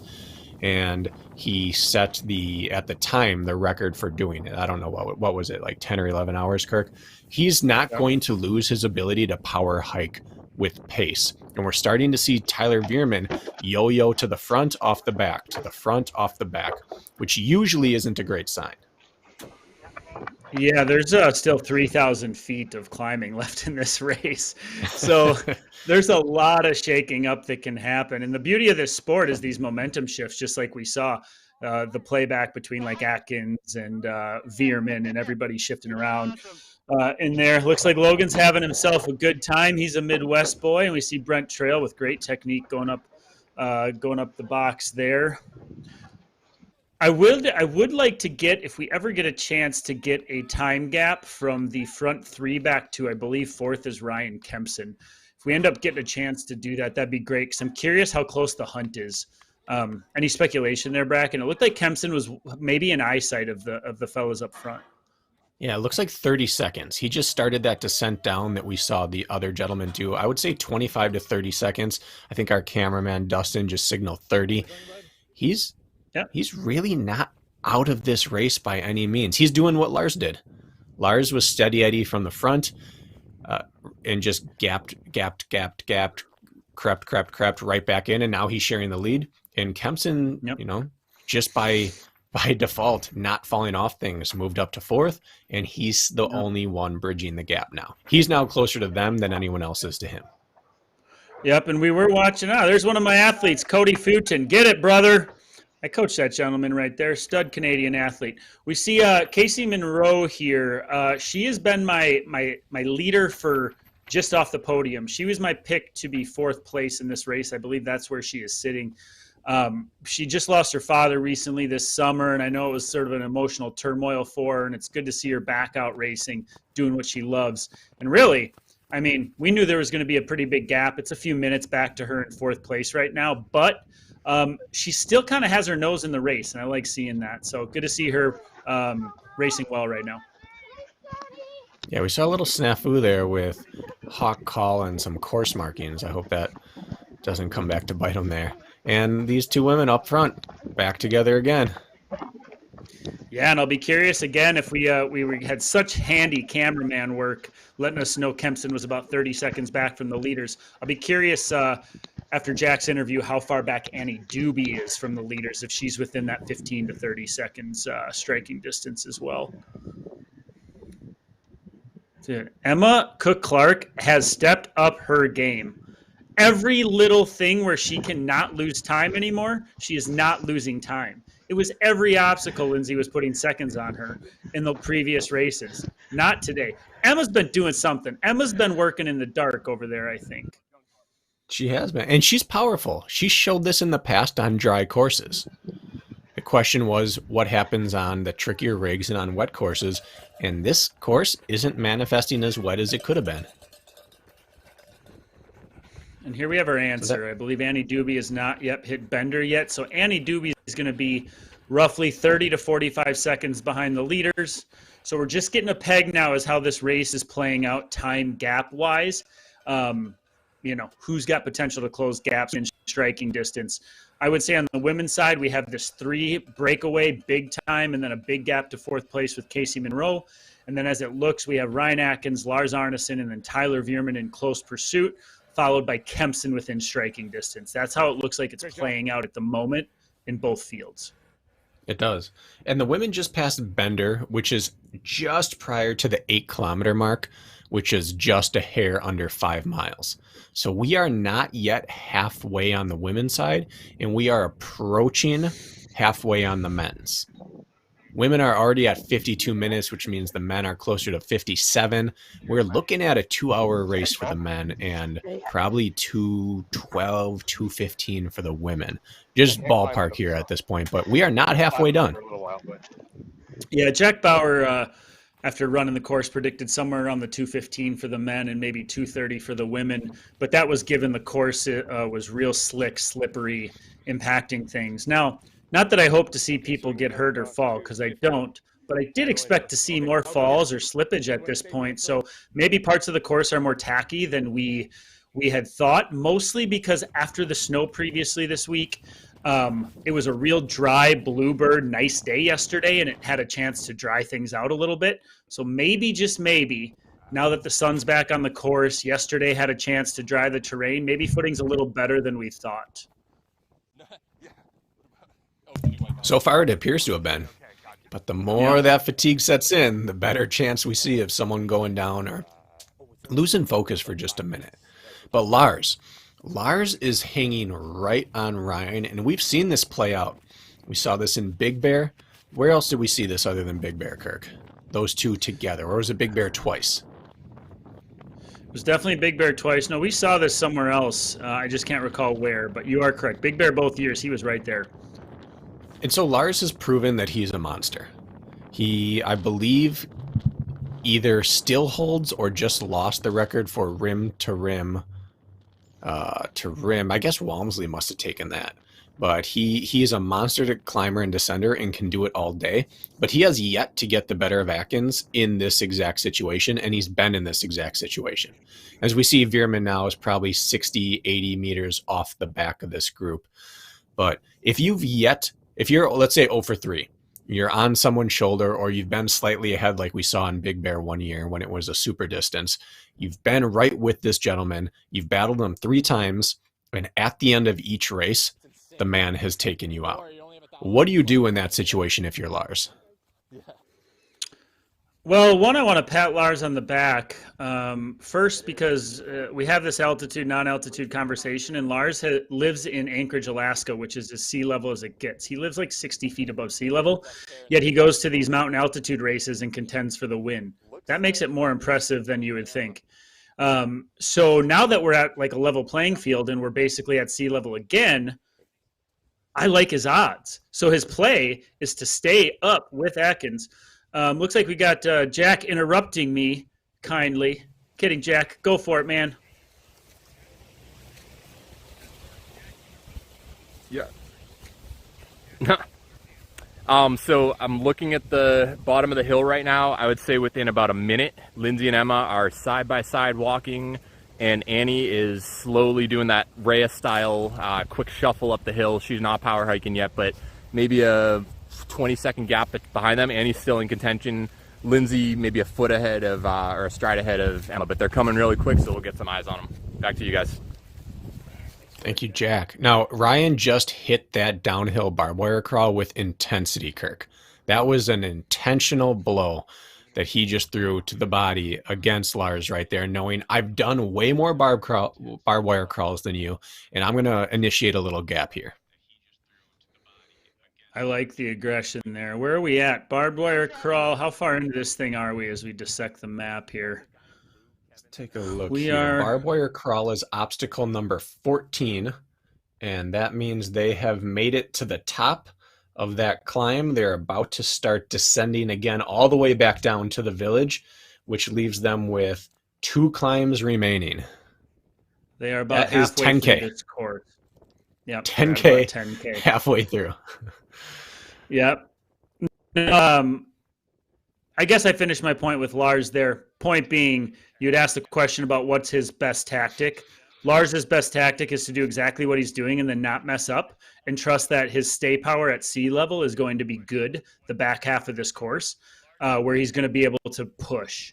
Again, you can't count on Atkins to make a mistake, though, so there's obviously a roll of the dice there.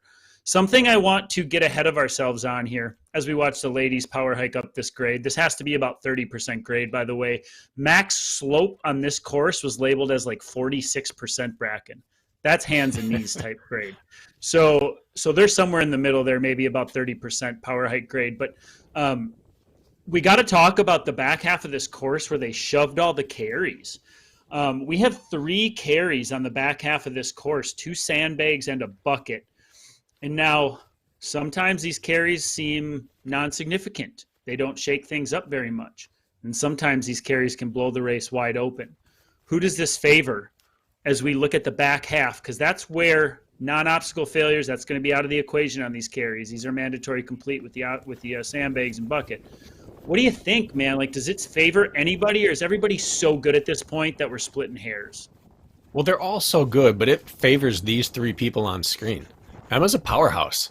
Lindsay's done more carries than any woman in the field, and Ryan Atkins is a powerhouse and has done more carries than any man in the field. So these 3, the rich are going to get richer during this back half of the course. Now, again, I mentioned I was on the treadmill this week watching the San Luis Obispo, the opening race to this series, and VJ Jones, after the race, described it interestingly. He said it was basically a 5K cross-country race followed by a nasty Spartan sprint course, which would be about 5K. And that kind of describes this. We got ourselves about a 15K mountain race, and then we have a Spartan sprint course to finish it off.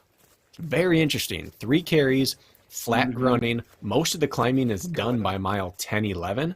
And then you get this flat and downhill compressed OCR course. We're going to find out. I think that's where we might see some shakeups happen. Right now, these gaps aren't getting too large amongst the leaders. I want to just take a moment and say what fantastic coverage this is, Bracken.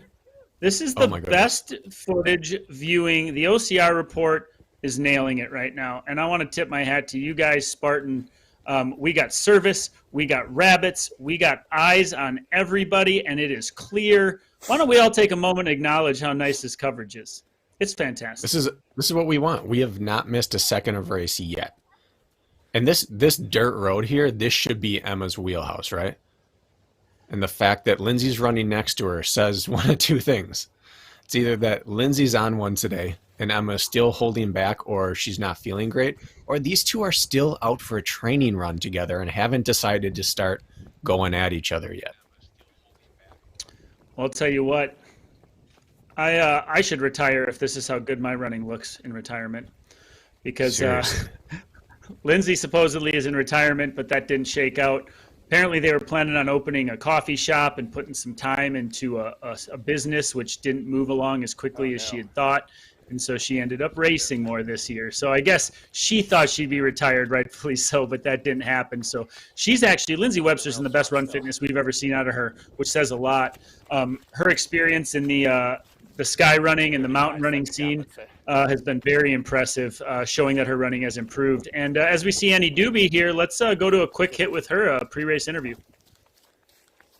I think my strategy is to go out fairly conservatively, just knowing like how brutal of a course this is going to be in terms of like ups and downs. Try to like save a little bit in my legs for the back half of the course. But I don't know, I think it's going to be interesting out there. Like, just did a quick shakeout run and it's super, super wet and muddy.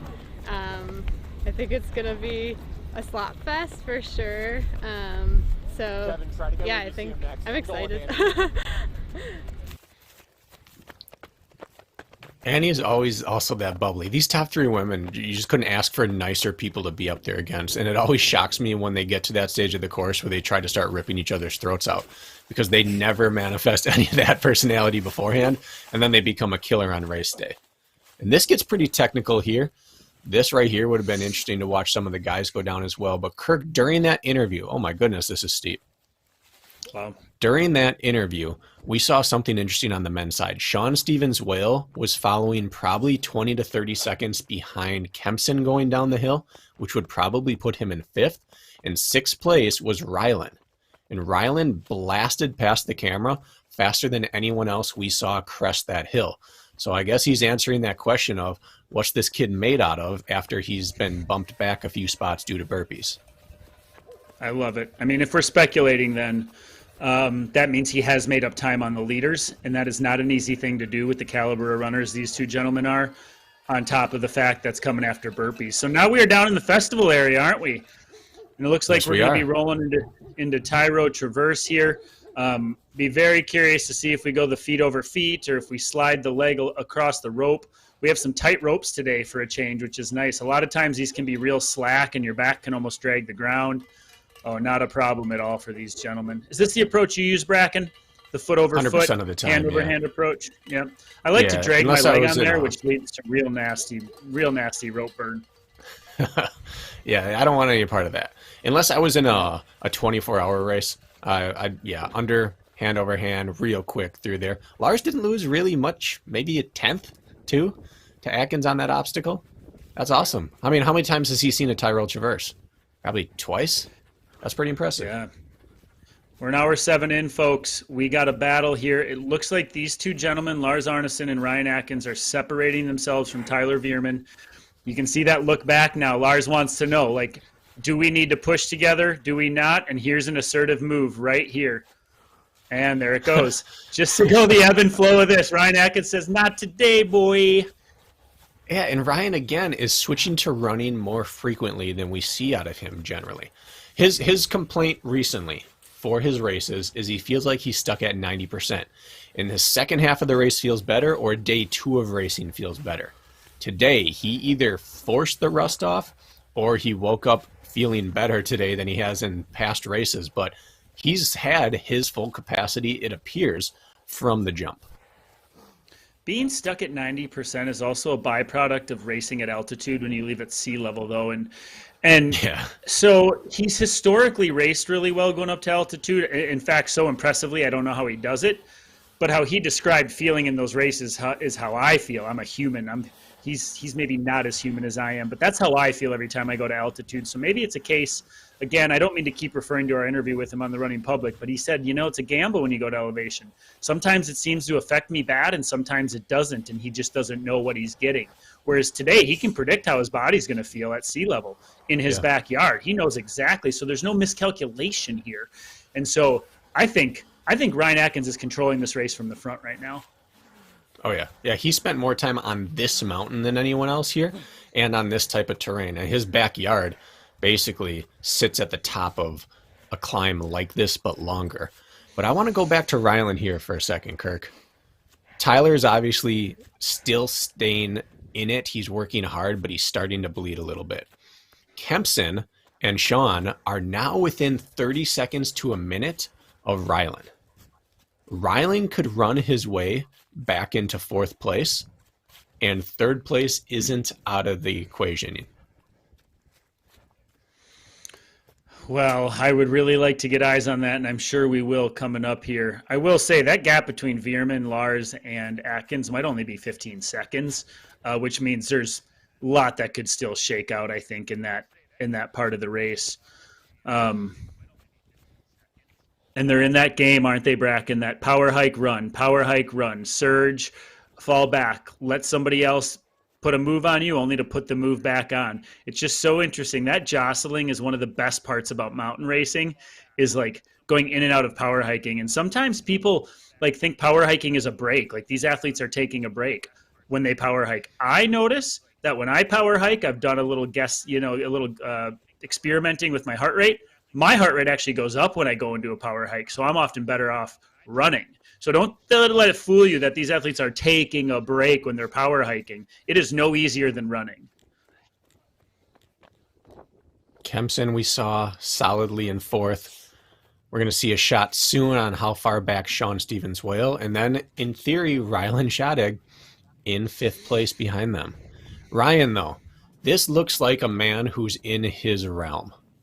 There's nothing comfortable about what anyone's doing today, but this is a comfortable uncomfortability for him to be in right now, if that has any sort of logic to it. He exists on this kind of terrain. You got that smirk on his face right now. You heard him talking a little bit. He's in Canada on terrain that he grew up on, and he's in the lead. And this man is dangerous in the lead. I haven't seen him smile much out on course this year, Bracken. He's been in the pain cave and has lived in it from the gun in pretty much every race he's run this year, starting in San Luis Obispo, Big Bear, Mexico, Utah, Kelowna. He has lived in that place where he is not in control and suffering. To see him smile at this point in the race bodes very, very well for him and very, very poorly for anybody else in the field right now. It also tells me if somebody were to surge on him or make a move, he can counter that move. So he is in control. That's huge. That is exactly what I was thinking watching him here, which when we saw Rylan ripping down that last, and I don't think it was on the main screen, but he was running so aggressively. And Ryan is the picture of relaxation on the other side. Let's say Rylan did something otherworldly and ran himself back into it, or Lars throws a surge, or Kempson catches up, or anything along those lines. Hawk call comes out of nowhere. Ryan's not all out right now. No, he is not. Stay in close contact as Lars Arneson. I know this is a big ask, but if any of our camera guys end up getting a time gap between Veerman and the chase on Veerman at some point. Looks like we have Jack Bauer who wants to chime in and give us an update from the field here.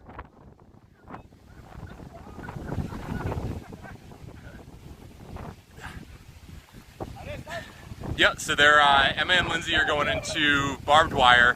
Annie lost a little bit of distance in the last climb. She's probably about 40 seconds back. Emma got ahead of Lindsay by about 5 seconds heading to barbed wire. Kevin's up there with the camera, so switch to him. I'll get them on the downhill. We also have a heavy carry here. 30 seconds he's talking between, I'm assuming, I don't know if that's between Lars and Veerman or if that's between Veerman and the chase. Okay. Right on. So let's see how fast these fellows move with the sandbag. This is a single, but don't let it, oh, it's a short one too, huh? They're just going right up and right down. This is a non-factor here. This is a quick 200 meter at most sandbag carry. Wham, bam, get it done. This is a precursor to the next carry. That's what this is. This carry sets you up to hurt on the next one. But Lars passed the test. As he's done throughout his Spartan career here, he has been able to match Ryan for 9/10 of the race. Now the question is, has he figured out that last 10th? Well, I'm thinking we would have seen other athletes coming in if they were in approach. So it must be 30 seconds back to Veerman and then an undisclosed amount of time back to whoever is following. Now, here's I can't tell if that is Sir Hawk or not. That is not Hawk. So my question here was with Hawk Call. wanting to know where this is panning out for him. What was Hawk's situation, Bracken? He had an injury or a sickness. He was TBD about the race. Do you recall what that was? Yeah, he had some health issues going. He had a foot thing happening that was, that's a technical term, that was preventing him from getting the type of training in that he wanted. And then he was hit. We don't know how hard, but the story is he was run into by a forklift at work, and part of it hit his Achilles. And so that compounded the foot issues he was having. So we're not seeing Hawk at full capacity. And who knows, you start talking feet and Achilles, and this is a course that is going to expose something that's going on there. Yeah. All right. So we look at Emma Cook-Clark here. Cameraman, can we pan back and see where Lindsay is in relation when you get a chance? All I know is I think this is what Emma was waiting for, Bracken, when we talk about where is, okay, so we got, thank you for that. That's Jack panning back for us. Thanks, brother. Looks like she's creating a little separation there. We said, what is she waiting for? She just made a little comment to Jack like she does, which insinuates she's in control and pushing. As she's catching some very talented men in the elite field. Here's an East Coaster, Brent Trail, who has dozens of Spartan podiums on his belt, and she's reeling him in, which just shows how fast her and Lindsay are moving. Yeah, and they just passed barbed wire crawl, which is 10K in. So she is practically halfway done. This is a logical point to start assessing. Here's how I'm accurately feeling today. We can maybe get to work a little bit here. And you can see she's running with purpose. Like, she has joy on her face. Yeah. She's still yelling to people, and her upper body looks like it's full of energy and everything, but her lower body is driving right now in a way that we haven't seen her drive since probably the first ascent of the day. Now, if her benefit, if she can catch these gentlemen who are in front of her, and these gentlemen get a little bit of an ego hit, right? They're like, oh man, I'm getting caught by a woman. If they can put on a little bit of burners and start to buoy back and forth with her, they can create a new odd battle in the field, which can actually help extend some sort of gap. Oh, sounds like Jack's having a little issue there. Jack, hope you're okay, man. But what I'm getting at is if Emma can go back and forth with Brent Trail, that could be really big for her. And same could go for Lindsay, of course. But don't forget, these men play into the women's field pretty big at certain points. Once we get to this stage of the race, I'll just be curious to see how that shakes out, if that factors in at all. Well, it's only beneficial to the women at this point. This is not a single track course. You have the entire slope to work with for the majority of this race. Hope Jack's not injured here. Hope he's just waiting for Lindsay. Hope he didn't roll an ankle. But this is the type of course where, yeah, you will not run into backup. So either the men get that ego boost you were talking about and they start working, and now these women have someone to hang on, or they just blow past the men and they feed off it. These are just people in a line for them to gobble up and feed off that energy. Because it's the downside of leading the race is you don't get the energy of passing anyone. You start gobbling the men's field up and you get that right back. And Lars, look at this. See, was Lars making a pass there? Oh, they've been going back and forth. This looks like the steepest climb on the course. Today, it looks like they're sending them right up the double black diamond is what my guess is. I asked you before, what do you do? How do you beat Ryan? If you've lost to him at the end of the race each time, well, the answer would be you try to bury him before the last descent. I'm not saying that he's going to bury him here because I don't know if that's even physically possible, but this is the place. This would be the final climb for them. Am I correct on that? They are moving into the final climb, or is this the second to last climb? Let's dissect this. It's a little tough to see here. What was the last They went through the sandbag carry number 2, obstacle 21. Where does that put us? No, they're going up the second to last climb. Yep, so they still got some climbing. You're going up towards beater, and then you have a farmer's carry, which no one on this course today is going to be better than Ryan Atkins on. This is the climb. If you have anything, this is the climb to start pressing the issue so that the final climb, you can finish it off. This is so steep. This really is. So, and we got Jack Bauer here again on course, demanding our attention. Jack Bauer, bring us that sweet red beard, brother.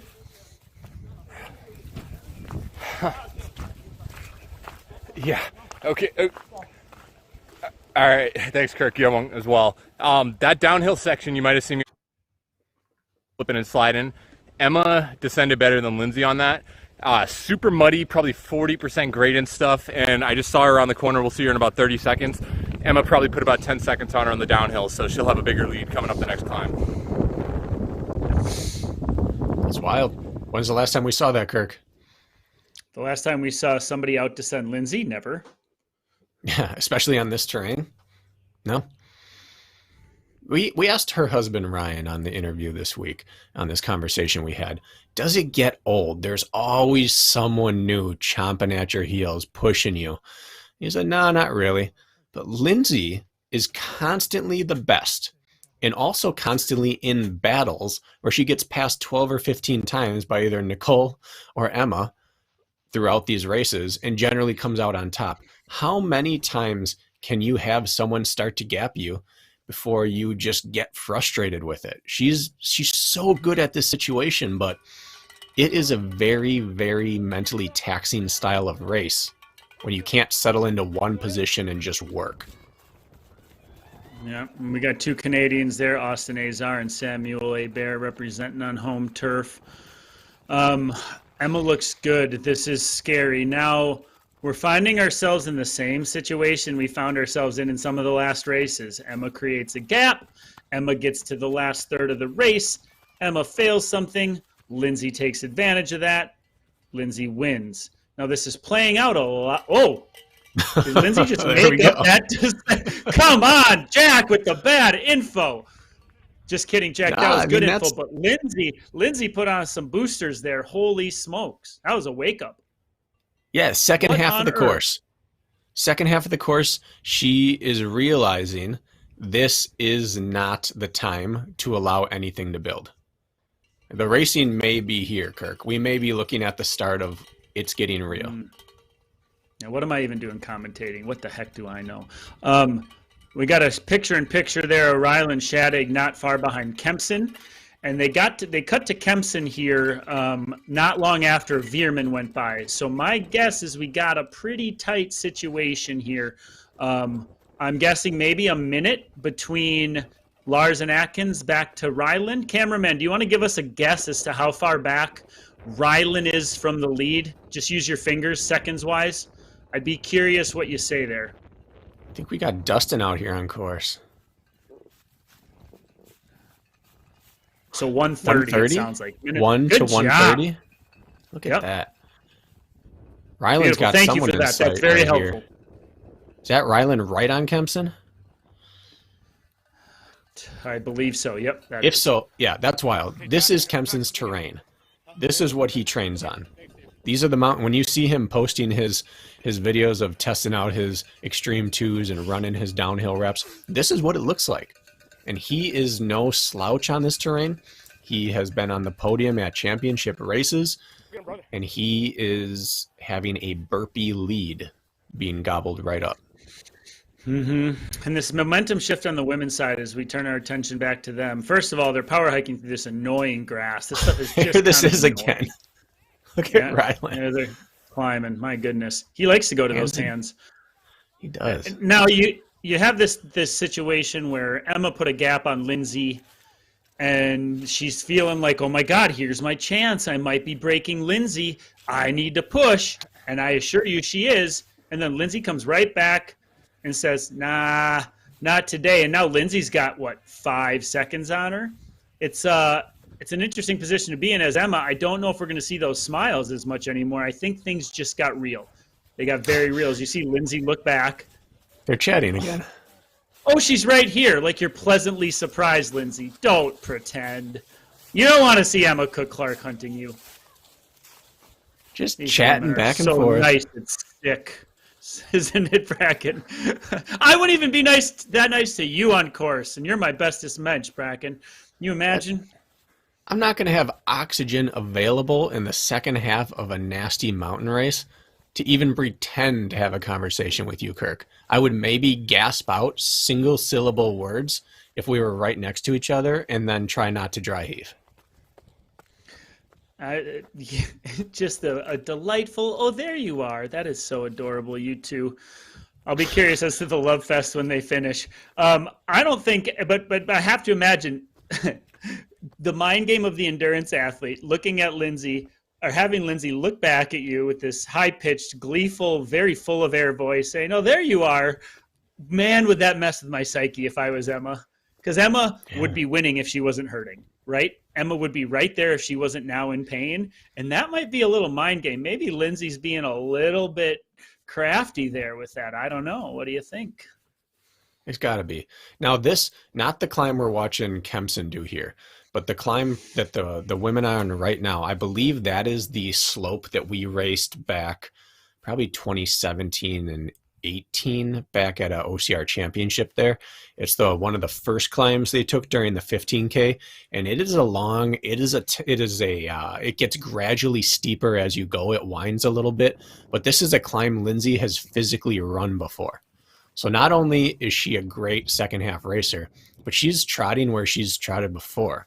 This is just a setup for her to take advantage of these little things. Like if you've been on a ski hill before, you know the little tips and tricks already. The slope doesn't change that much year to year. So she has every little thing in her corner now. This is the advantage Lindsay. Emma's trying to learn on the fly. And these are minuscule differences, right? Knowing this, especially on an uphill, knowing the uphill versus not knowing it, it's minuscule differences, but at this stage in a race, they do matter. I agree with you. And as you're talking, my curiosity goes back to Annie Doobie. Jack is our cameraman on Emma right now. Jack, if you wanted to give us our best educated guess, what do you think that gap is between Emma and Annie right now?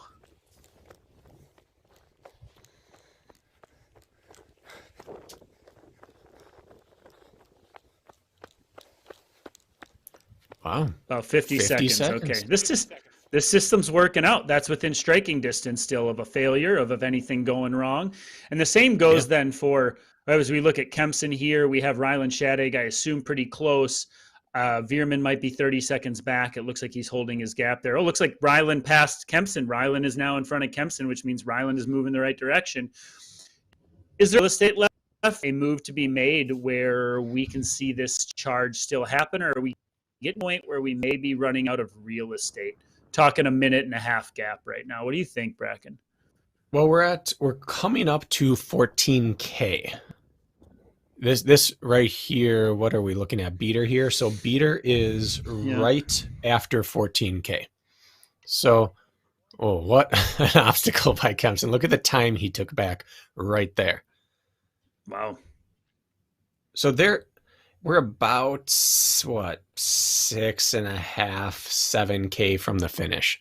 So there is time. And think about if you want to set out to run a 5K, now add 2 more kilometers to that. Would you in the moment think, oh, there's a long time to go? Yeah, you would. So now that you're not even running 5K pace, you're looking at minimum 20 minutes, 25 minutes left, probably closer to 30, 35 for the men. So a minute and a half, if someone's charging, is certainly still something that you can make up. Well, we have 14 obstacles left. So Beater was number 17. We still have 14 left. Obstacles in which time can be made up or lost. Sandbag carry, the second one. We have the bucket carry as well. And then we have the very failable obstacles of spear throw, which can be a coin toss. And then potentially multi-rig depending on how people are feeling. So there's a few things, mainly the spear throw, and then we don't know the severity of these climbs coming or these carries coming up. Somebody like a Ryland is a very strong athlete. Of course, Atkins and Lars up front are as well, but I'm just starting to try to pick holes as to where people could make that time up. And then you look at Annie Doobie, and Annie Doobie is very quick on the obstacles. She's proven that to us if she's going to make time up. I don't know if she'll make time up on any of the carries, but there's a chance she could just nick away at some of the time on some of the more techie obstacles. But I guess we'll see that play out. But you are right. There is time. In the women's race, there's still probably 50 minutes or more left. So lots of time. Yeah, and this has to start feeling like deja vu to Lars. going back to Big Bear. The finish here with bucket carry, multi-rig, spear throw, that's very, very similar to what he experienced against Atkins in Big Bear. And none of those obstacles will he take time from Ryan on. Ryan gets in and out of spear throw. He's a great bucket carrier. Lars could maybe match him there, but at the end of the race, you still put your money on Ryan. And then barbed wire crawl. That's one of those weird obstacles that never really matters until the end of a race. Because if you're trying to outrun someone, Kirk, let's say you and I are together at the end of a race. What would it take for one of us to put 5 seconds on the other in the last quarter mile of a race? It would take an extraordinary change of pace. But a barbed wire crawl can be a 3 to 5 second obstacle just by being better or faster or more aggressive on it, or not getting caught on a barb with your clothing. So that obstacle never really matters, but at the end of a race, if two people come into it together, that's your chance to outrun someone that you maybe can't outrun. Right. And this really is deja vu with Lars and Atkins going back and forth. It played out exactly the same in Big Bear the last time, and this went on for 10, 20, 30 minutes, and here we are again. I actually am impressed more than anything with Tyler Veerman. I'll get back to my point in a second. We got Jack on site. Jack on site, give it to us, man.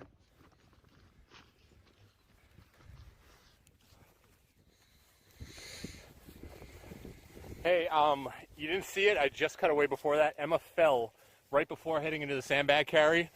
Lindsay left it with a 27-second lead. Yep.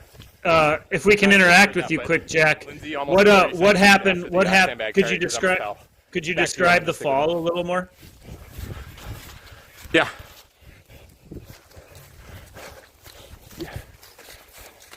It was just a steep, muddy downhill, and she just lost her footing and elbow dropped the ground. So Yikes. that's about what I saw. And she fell dismounting the Tyrolean Traverse as well. So 2 falls now in the last probably 6 minutes of racing. And once, what are they in now? Hour 27 into the race.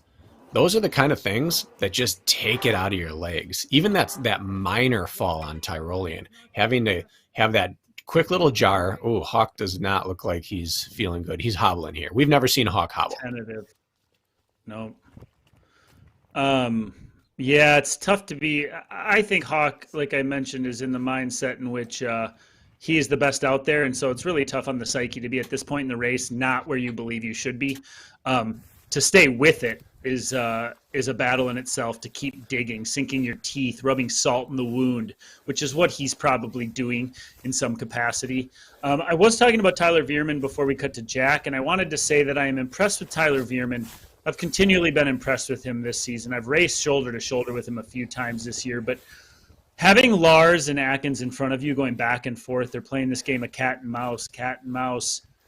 Tyler's done a great job of maintaining contact, even though they have each other to jostle with.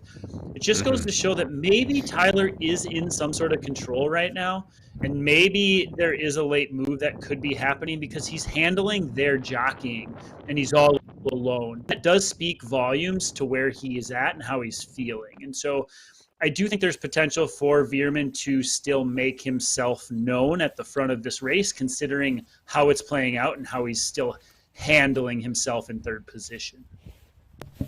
Absolutely. And he was 30 seconds down for a while, and he's 50 seconds down now.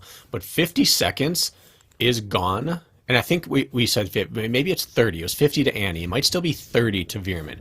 If he can stay under a minute, that's penalty loop range. Even if there is a penalty loop for spear throw or rig, if someone slips off that, he catches them and passes them. And if it's burpees, it's not even a question. He makes the pass. So he's still on the podium, and he's doing it in the hardest way possible, which is getting dropped and having to run kind of in no man's land. But like you said, he's staying just tethered, just enough that he's not fully in no man's land. And yeah, you can see. Look at Emma, how dirty she is from that fall. She went down in a really bad section of course to go down on, because what does that say about your hands now as someone who's fallen off a rig before? Let's just listen to what they got going on there for a second. It seems like they're conversing. Yep.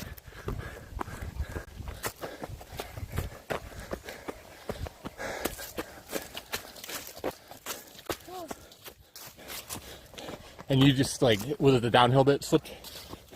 Sorry? It was the downhill muddy section that got you? Yeah. Not even like steep, like Yeah. just super muddy. It And just the foot gave, or the ground gave out on you? Yeah. Well, she's still got breath in her, so that's good. It's more that jockeying of like the momentum shift. Right now, there's a gap, and Lindsay's so good, it's tough to make up. But Emma's got life in her. She does. I can tell she's cutting those words short now. She's ready to bear down and run. And Lindsay's maybe 20, 30 seconds ahead, as Jack had said. But let's see. Now's the time. Emma knows that she still has 1.5 miles at the top of the mountain, maybe 1.25 miles of free, fast running awaiting her. If she can just maintain, how much time? Now, Lindsay's made up a lot of ground in the running department, but she still is a better mountain and sky and technical runner than flat ground runner. But how much time do you think Emma realistically what is the gap she could make up in a 2K, a 1.25 mile run flat on Lindsay? 20 seconds, I'm going to say. I think that's about right. Yeah. 20 seconds, which she's at 27 seconds now. So she just has to manufacture 5, 7, 10 seconds between then and now. That is very, very doable. Not to read too much into body language, but Emma Cook-Clark just glanced back, and it's a little bit of a dangerous sign when an athlete starts looking back versus forward, because now she's, for the first time in a while, started to think, who's behind me? And that's not necessarily a good sign. I'm also going to guess that this footage does not do the severity of this climb justice.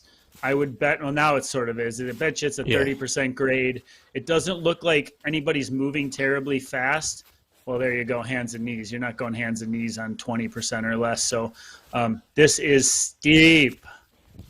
If you watch her legs, Kirk, she's alternating right and left while going straight up. She's cocking both feet to the right for a few steps and then both feet to the left. That's a tactic you use when your legs are burning and you're looking for some way to take the stress off them for a little bit. I don't know if we're going to be able to see it right now, but you can see she's angled off to the left a little bit right now. And then in a little bit, she'll switch and her right knee will start to splay out a little bit. And that's just to take the stress off legs that don't want it anymore. Right. And you know how else you know it's steep is when the legs and knees start to bow out when you're going uphill. You'll notice it gets steep when it looks like she's almost hiking bow-legged at times. That's completely due to severity of incline. Anytime you see somebody hiking bow-legged or doing that sideways approach, or crawling, I guess would be a great indicator of the angle. And now you got crawling with the bow-legged. We're probably at 40, maybe even that 46% that the course map labeled as steepest slope. And Jack's doing a very good job keeping up, Jack. You must be in shape. Good job. And I'd be interested. It's too bad we can't get like a graphic popping up to see where exactly Lindsay is on this. I'd love to see a split, if you had a timing mat in here, because it looks so slow what Emma's doing. You got it. Right? Visually, this is a slow, ponderous course section for her. But there's a chance she's making up time right now. There's a chance that no one's going faster than her. Brent Trail right here, he and I were together like 10 miles into Killington one year on the Death March. He's a strong uphill athlete. He lives on the East Coast. He lives in these mountains. The fact that he still hasn't caught her means even though it doesn't look crazy fast, she's working with purpose. Yeah, I'll be very curious to see once we get eyes on top after they crest how that gap looks. Because you would assume by watching Emma Cook-Clark, she's moving up this hill like, molasses perspectively, but everybody is. So you'd want to say, oh, she must be losing time. But I highly doubt that is the case. But we do know Lindsay is probably the best women's power hiker in the field.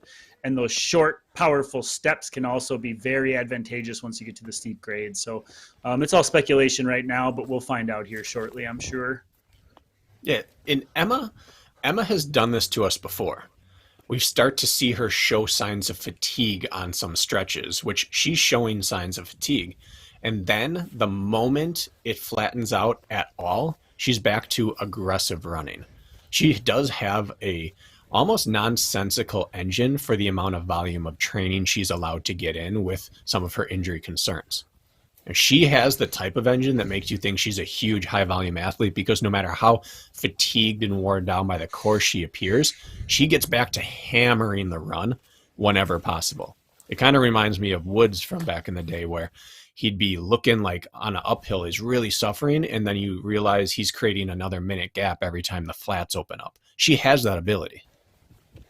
Yeah, from a volume perspective, I believe Emeka Clark is doing less than half of the amount of overall volume that Lindsay Webster is doing.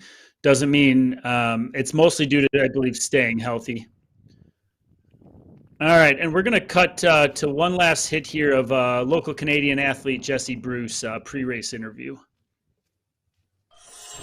You know what? It's not a big mountain, but they found a lot of elevation on there. There's everything. It's going to be muddy. The downhills are steep. There's some steep climbs, some good spots to open up. You're weaving in and out some nice tight corners in through the trees. Honestly, it's going to be an awesome course. And as much as it's not the biggest mountain you've seen a Spartan race at, believe me that they found a way to make it nasty and grueling, and just how I think my boy Atkins will like it. So I'm going for him, number 1. Well, he's not wrong. If you're not going to bet on yourself, bet on Atkins. It's not a bad motto to live by, I guess. What is one of the best ways to make a mountain feel bigger than it is? It's you put your nastiest climbs in the second half. And that's what they've done here. Yeah, they have. So I believe now we have one climb remain, Bracken, or would that be our final climb? Let's look here. Trying to deck the map. I haven't seen much obstacling since Beater, but it could have been in there. Well, you got an idea there? Yeah, at the bottom of the mountain, I think we're missing the final descent here. Not the final, the penultimate descent. I think the leading men are heading down the mountain towards that section there, and we are going to hopefully see them at the bottom of the mountain at Farmer's Carry. It looks like Julie will be down there, but I can't say for sure. And then from there, they'll hit Farmer's Carry, and then they will head all the way up the mountain. And it's basically 1,000 meters, maybe 1,200 meter climb up this. So it's the longest climb of the day in terms of uninterrupted to the top. And they just go bottom to top for the final climb. It's the biggest climb of the day. It will hit some steep sections, and then they get that 1.25 mile flat section across the top. So Farmer's Carry will signal that we're about to begin the last climb of the day. You said 1,100 meters. That would be feet. Just in oh no, case sorry, anybody's distance. wondering. Distance. Oh, okay. I was like 1,100 meters of vertical climbing would be a mountain. So okay, yeah, we're that's talking. Great. So we should have one descent, or they're mid descent, and then the men should probably be climbing that final climb at this point once we get eyes back on them. I'm trying to get an idea here as far as predicted finish time. I think we are still heading towards the festival grounds, because it looks like our backup camera waiting here has the festival area waiting, and it's going to be, my guess is a 12-ish minute climb to the top of the mountain. It's a full 3/4 mile, I believe, with 850 maybe feet of vert. That's going to take a while. So we saw how long did it take them to get to the top of the first climb? 10 minutes? Yep. I think you're looking at another 2 to 4 minutes on this one. So 12 to 14 minutes of climbing remaining. And then they get to open up finally, if you even have legs left at that point. Yeah, well, you've been to this mountain, and we had a shot of Lars Arneson there. It looks like it was cutting in and out. Do you know what section of the course he was on? Was that flat top section? Was it a windy downhill? That's tough to decipher, but yeah, based on what I can calculate here and what I believe is happening, he is headed down in between 2 ski runs towards the Farmer's Carry, and then has to head back up still. But again, we're kind of guessing at this point. Yeah, Yeah, look at that mud on course. There's definitely some wet areas still. So yesterday's Bluebird Day didn't dry everything out, that's for sure. No, this is tore up there. Yeah, yeah. It's one of my favorite sights, seeing those Spartan flags wave there by the Atlas carry. Makes for an epic photo shoot, too. That's where you look real jacked when you pick up that Atlas stone bracken. You got to look good for the camera, don't you? Always. Seeing those flags whip like that next to the Atlas Stone just takes me to the top of Tahoe every single time. Squaw Valley. Mm-hmm. It does. All right, so we're back here. I believe that was a shot of Lars Arneson from the back. We don't have a gauge as to where he is in relation to Atkins and vice versa, but I believe our rabbit is chasing. It's either Lars or it is Rylan here because of the short coloration. Looks more like a cadence of Lars here, but...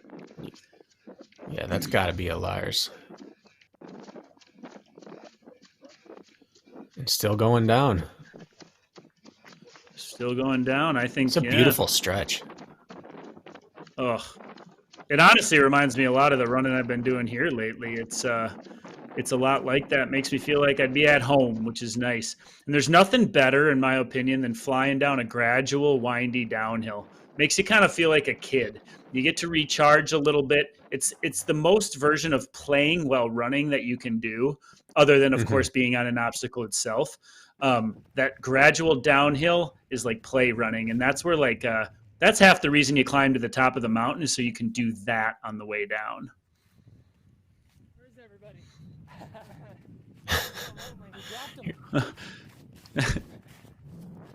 Tyler Veerman asks, where is everybody? That might insinuate some gaps are forming, huh? Oh, yeah. Go, Tyler. Now, that section you saw of not real technical, flowy downhill with leaves covering there, we had a race in Breckenridge, so at altitude, as part of the National Series a few years ago. And Ryan Atkins missed his spear. And I made mine. And he came out of the spear burpee pit as I made mine. And we ran off together and entered a downhill stretch just like that, 1,200 meters to the finish. And I thought, he's compromised. Oh, my goodness. Wow. Rylan is 30 seconds closing. behind Veerman. All right, so, Jack, if we could get you on camera real quick, what was the gap from Lars to Veerman? And we heard you said Veerman to Rylan was 30 seconds. So about 40 seconds from Lars to Veerman. Is that what we're understanding? Why don't you, chime in, Jack.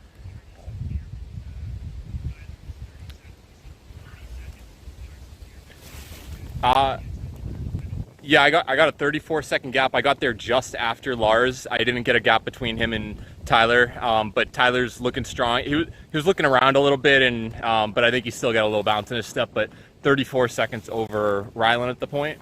We're almost a minute since then. I have yet to see anybody. I still don't see anybody after them. So they've got a pretty sizable gap over whoever's coming next. And last check on the women, still about a 30-second game or gap between Lindsay ahead of Emma. Emma was talking, as you mentioned, but I think she got beat up a little bit. Here's Ryan Kempson. I'm going to go back to him. Thank you, Jack. Yeah, it's awesome. Go get him.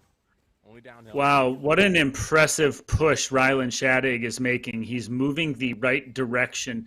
Kempson is one heck of an athlete, and for Rylan to put a minute on him since we saw them last, Sean Stevens Whale charging hard with authority there. Yeah, we still got some racing left in some people's legs. Yep, there's some racing left in some of these guys' legs.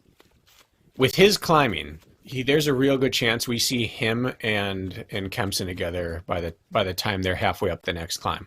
I just want to finish off what I was saying earlier about Ryan, because I think it puts into perspective. We see all these guys running fast through here, but I caught Ryan as he came off burpees. He was depleted, and he had about a 1,200 meter descent, not drop, but just distance descent, and he destroyed me on this descent. This type of terrain right here, where you don't have to work for the speed, it's just kind of there, he gets more out of it than you would expect. So Lars is running hard, Veerman's running hard. You saw Sean there already catching up to Kempson. He's running hard, but I don't think anyone in this field runs this type of descent faster than Ryan Atkins. It was freaky to watch someone pop up off the ground for 30 burpees at altitude and then just run 440 pace down through this kind of thing. Yeah, so now at this point we gotta, you know, if we're rooting for Tyler Veerman, let's say, we gotta hope he doesn't get stuck in no man's land, because now there's sort of battles in front of him, there's battles behind him, and as Tyler said, where the heck is everybody? And sometimes you can just feather off the gas unintentionally in a situation like this. Not saying he's going to, because he's done a good job of holding his place, but there is a chance, like if you're making forward momentum like Rylan, maybe like a Sean Stevens Wales, it's easy to keep carrying that forward, and Tyler's just kind of stagnant right now. And it'll show his character here a little bit, how this plays out and how he's really feeling, because he's stripped down to probably his like sort of mentally weakest state if you're trapped in no man's land like he is. So I'll be interested to see how it goes here. Yeah. And he's got that makeup where he's going to fight. He's going to kind of happily suffer. So I'm at least confident that he's not going to crumble if someone catches him. But you know how it is in a race. You're either waiting for someone to catch you and waiting to be demoralized, or you're waiting for someone to catch up so that you can start working hard again. I assume he's the latter, but you never really know, because Rylan, if he catches him, will be on the final climb or descent. He's not going to see Rylan yet. So Rylan's going to catch him just in time to make a push. He's not going to catch him with time for Tyler to say, all right, I've still got 4 miles left. Right. That's a good point. And we are, you know, that clock is starting to tick down just a little bit. Now, you watched OCR World Championships about a month back or so. I did not get a chance to tune into that race as I was away on a camping trip. Tyler Veerman won the 15K with authority. Was it all his running that had him winning that race, or was it something else? It was everything. He was just on another level that day. But just like today, Rylan started closing a gap on him. It was a minute. It was a minute. It was a minute. Suddenly it was 28 seconds. And then it was a minute again. So Tyler showed that day that he can have time made up on him, but he wasn't tapped out. He got to the final climb and descent and moved it right back to a minute. So if this is a similar type day, he's got this third place locked up. But if he's already expended whatever that reserve gas tank was, just trying to stay in contact, Rylan really does have a legitimate chance to make the podium still. Okay, well, I'm going to take a stab at where they are, and I'm actually wondering if they are on that top bit running that flat section, Bracken, before the descent. There's a very good chance we missed it. I think we may have, because they've been running flat too long, which means this is the time in which, once Emma Cook-Clark gets here, if she can maybe make up some time on Lindsay, this is the time where the runners are going to have their one chance to just run flat-ish for up to 1.5 miles, 2 miles. We're just seeing enough flat running where they must have summited their last climb. And so when you talk about how aggressive Sean Stevens Wales was looking while he was running, well, maybe he was doing that because he knows the climbing is about done. And now it's sort of like sell your soul, right? Yeah. Again, we're speculating, but this is an educated guess based on all the flat running we're seeing out of Tyler Veerman here. Oh my goodness, that's closed down again. Charging, man, Rylan Shadig. Okay, so now here's the question. Was that 8-foot wall? Oh, is that a puke? That was like a piriformis glute stretch there real quick. Coming down off that wall, I wonder if something popped on him.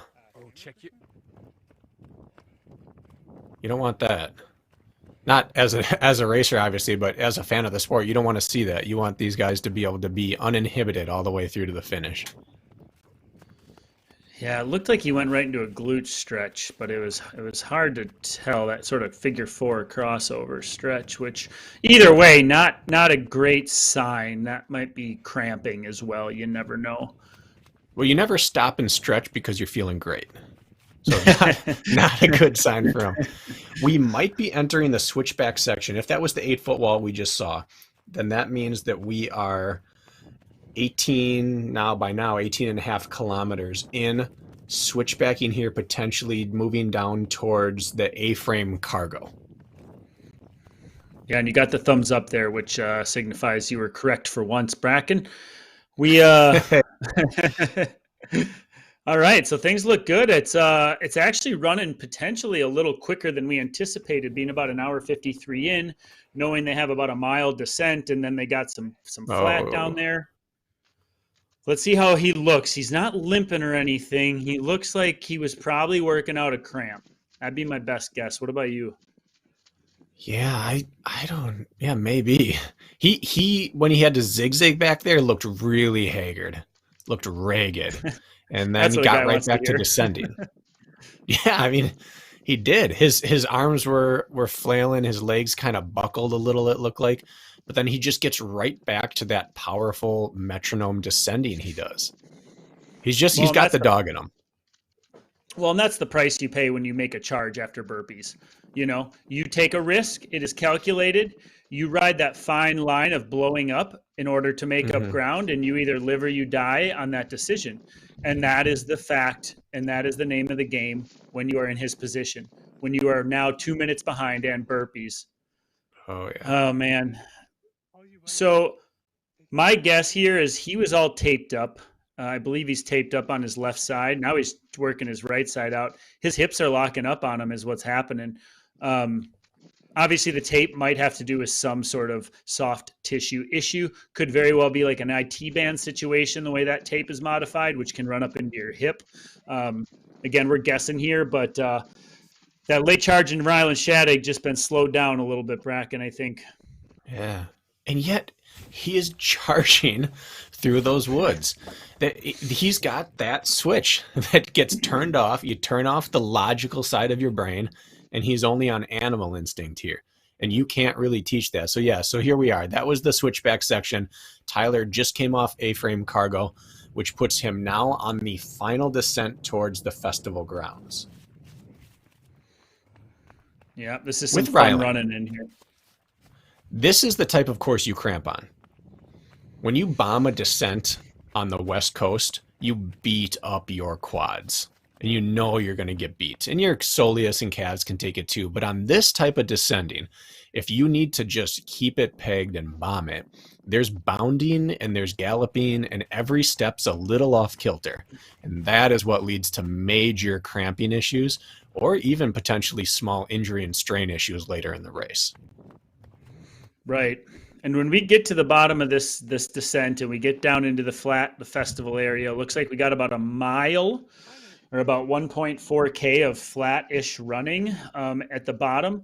A lot of times in these mountain races, what you end up seeing is you end up seeing little inclines at the end, right? They put you back up the ski slope just a little bit, and people look to be making these death runs and death marches, and a 5% grade feels like a 30% grade. You don't really see that on today's course. Once they descend and they get down, it's relatively like flat. And so I think we're actually going to see people charging home instead of surviving home because of the descent into flat. Again, if they even threw a little extra climb down in the festival area, we might see that, glossed over eyes look. But I think there's room for a pounding at home instead of dying home today. So if you can carry good momentum through this last descent into the finish line, there's time to be made up there if you got good momentum working in your favor. Play it smart. You do, and there's a bunch of rhythm breaking obstacles, but the only time you head back uphill once you complete this descent are on both carries. We still have a sandbag carry and a bucket carry waiting.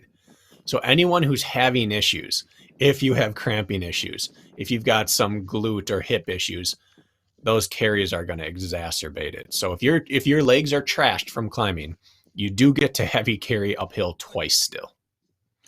So if we can, let's pull up the obstacle list and show folks what is all left. As far as obstacles go, looks like we have sandbag carry still. We have Atlas carry, vertical cargo, hurdles, bucket, as you alluded towards, multi-rig, slip wall, spear throw, which is always a storm cloud over that one, isn't there, Bracken? Another barbed wire crawl where we saw Atkins fly through the first one, so time could be made up or lost there. Helix, and then, of course, the toughest obstacle of all, the fire jump. So we got some obstacle and left to do, so there can be some momentum shifts in there, including some failable spear throw.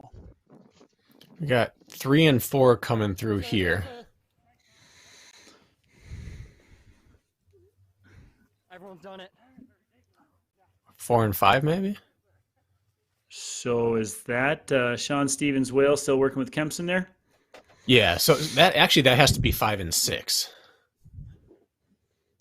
3 and 4. Unless Ryland stopped running. Because Ryland we last saw in 4th behind Veerman. So if Ryland's out, that is 4-5. Right. If Ryland's not out, that is 5-6. But Kempson he got caught real quick by Sean on that stretch there and has latched back on and is right on him.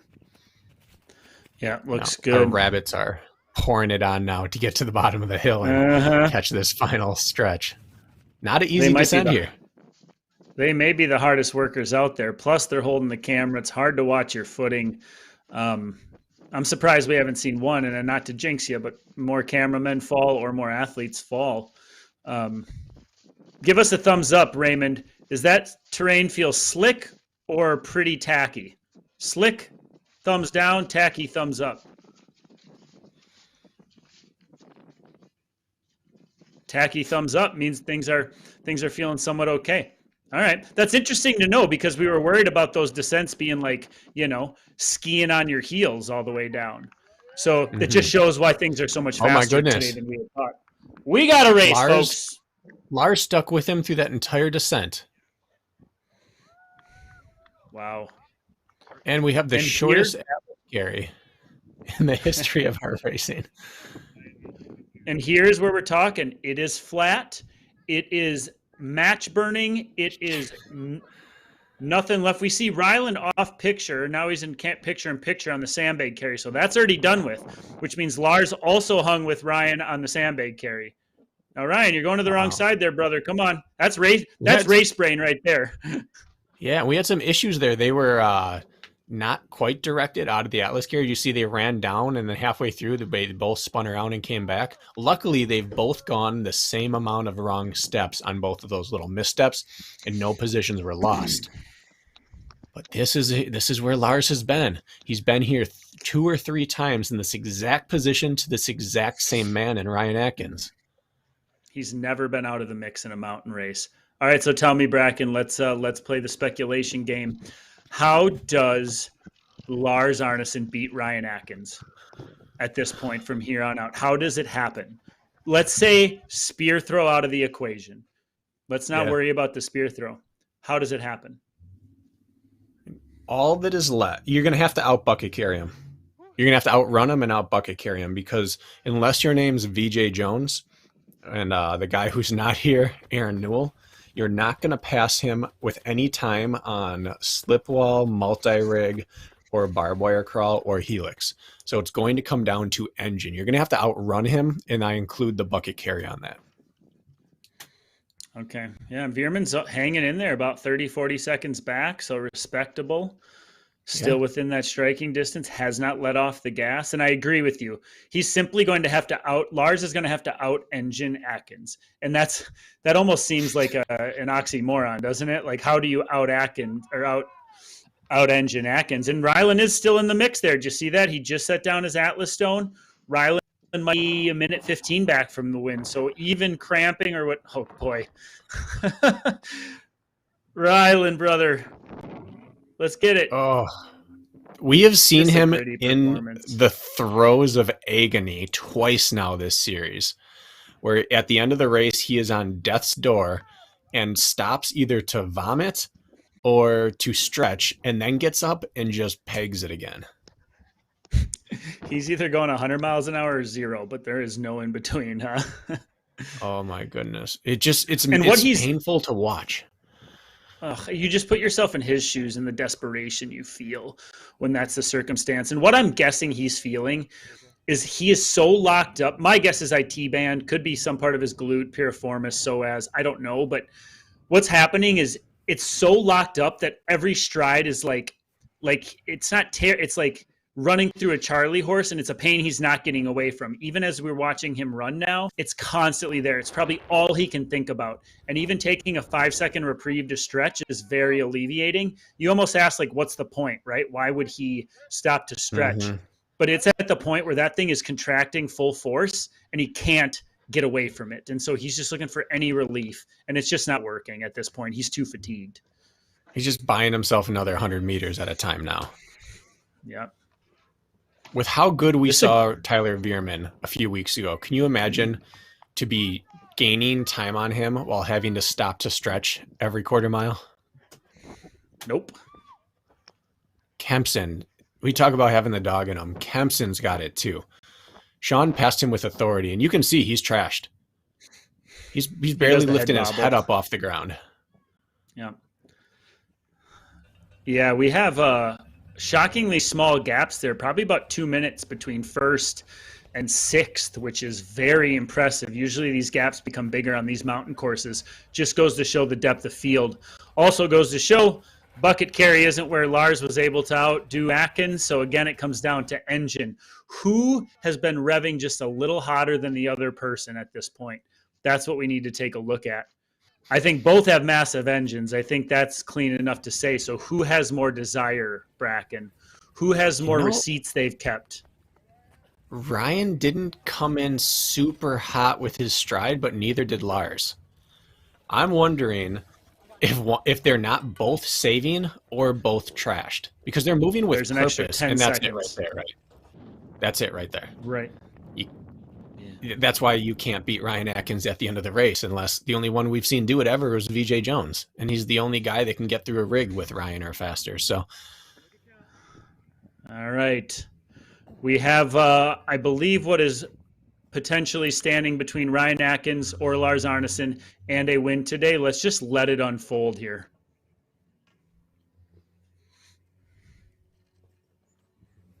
Lars made up a little time.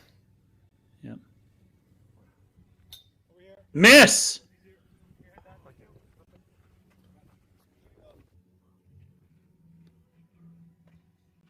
And a stick. Oh my goodness. That is heartbreaking. Ryan did everything correct today. And Lars stuck around and he stuck around. And Kirk, I'm wrong again. I said he's going to have to out-bucket or run him. And it turned out to be the spear. This makes me feel icky. Uh-oh. I don't know why, but it makes me feel icky. And this is exactly what Atkins did to Lars in Big Bear. Lars missed his spear. Atkins hit, I believe. Isn't that correct? Yeah. And now here, Tyler. Tyler can sneak into second. Again, we'll give Tyler his moment here. Tyler and I both missed the spear next to each other in San Luis Obispo a few months back. Let's see if he's dialed that in. Nailed it. Oh, this is just heartbreaking. I don't even like seeing it. Ryan is in danger of missing the podium. And that is a testament to how deep the field is, right? You can't get away with anything because it's so deep. He's also in danger of a penalty. Those, you hate to nitpick on form here. But yeah, I mean, those last two burpees, I don't think his chest even got above his waist barely. So holy smokes! Lars Arneson is our winner. He has already crossed the finish line. The stamp has been put on it. Lars Arneson wins the last stop of the North American Elite Series. And Ryland's not getting up that first burpee. It depends. Judging in this sport's very strange. But that first burpee, could cost him 30 seconds in time penalty if they decided to do so. I did not realize how close to the finish line that the spear throw was. So sorry we didn't get that to you. We have Veerman closely on there for a second place finish. Would that be the case? Oh my goodness. Yeah. Tyler Veerman, way to take advantage of an opportunity. You have earned that. Way to hang in there while the two jostled up front. Tyler Veerman, second place, last stop, North American Elite Series. What a race. Well done. For those two gentlemen who just hung on all day, and now Ryan Kempson is in a position to maybe run Atkins down if Atkins. I guess no, we can't say that. We saw how little room is left, but he just passed Rylan. Yeah, and let's just talk about what this means, Bracken. Ryan Atkins, I am sorry you lost your lead, but you will be the North American Elite Series champion with this third place finish. So I know this is going to feel bittersweet, sir, but congratulations on that final bell in your third place. That ensures you have just won the North American Elite Series, and that deserves a congratulations. Don't you think, Bracken? Yeah, this is stumbling into victory right here. He is obviously going to be very dismayed with his performance, but he's going to be, what is it, $15,000 richer for having done it. That's a nice soft pillow to cry on, isn't it? Yeah. He's not going $200 bills. That always works. He's not going to be sad about his performance. I think he should be proud of it. No. He's going to be upset with his execution is what he's going to be, and there's a difference there. And he missed, it looked like, by a quarter of an inch to the left. Like it grazed it. Yep. On our picture-in-picture, and I don't want to take away from Ryan Kempson, who has a well-deserved fourth place, who just ran a gritty, pretty much solo race until the end. And know what you Fourth call that, place for Bracken? Ryan Sorry to Kempson. interject. Ryan Kempson's going to be fourth. Sean Stevens Whale is going to be fifth, which I say cements his North American Championship third place. But Yes. these two gentlemen just went out there and took care of business. They went out, took care of business, and that's a grizzled, tenured athlete when you go out there and take care of business. Rylan Shadig has some learning to do still. He is as talented or more talented than anybody in the field, and he's also as gritty. He just still needs to learn a little bit, and that's okay. He's young. He has time. But these two guys took care of business, and that's why they ended up top 5. Sorry to interrupt. No, that's okay. And Sean has back-to-back the two biggest races of his career. So congratulations. We've been waiting on this man to break out, and he is actively breaking out in front of our eyes. But on our picture-in-picture, the camera's following Emma Cook-Clark right now. Is this still our chase camera? She doesn't seem to be moving incredibly quick right now. Is she in second, or has she made the pass? What do you think? Looks like second. Yes. Jack, give us an idea of how many seconds behind Lindsay she is.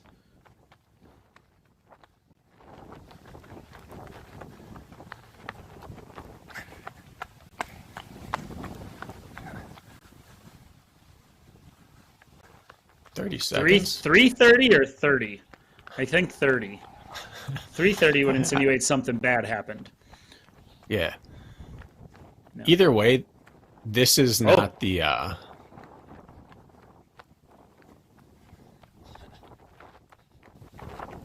I'm not sure anymore. We're gonna have to call the catcher to the mound and go over our signs again. But this is not. Oh no, 3:30. 3.5 minutes. 3.5 Oh my goodness. So tell us what happened here, Jack, because this is not the stride. Yeah. This is not the look we're used to seeing.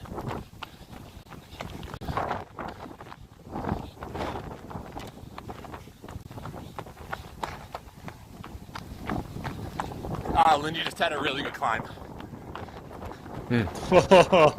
It's not every day you out-engine Emma Cook-Clark, is it? Holy smokes. That speaks volumes of where Lindsay's runability is right now. It really, really does. And it goes to show that anyone can kind of crack at any point on a miserable, nasty climb on a nasty course like this. She ran a phenomenal race, and she came up one climb shy. Yeah. Wow. I mean, honestly, this says as much about Lindsay's running as I think any performance Lindsay has done says, because we knew she had been charging with her running, her mountain running. There's a sign of fatigue legs falling off the wall, maybe even some cramps. We've never seen Emma sort of relinquish a lead or a win. It's always not been by choice. It's been by a failure. She's never been outrun by Lindsay. To be honest with you, it's always come to mistakes. This is the first time we've seen Lindsay just put the smack down with the engine.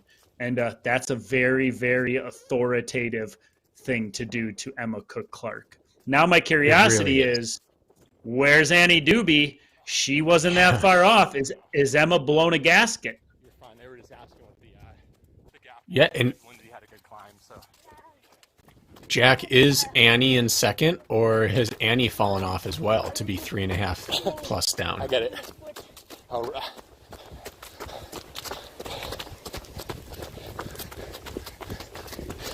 I have not seen Annie this whole time. She's in third, most likely, Okay. or Miranda, but probably Annie. Well,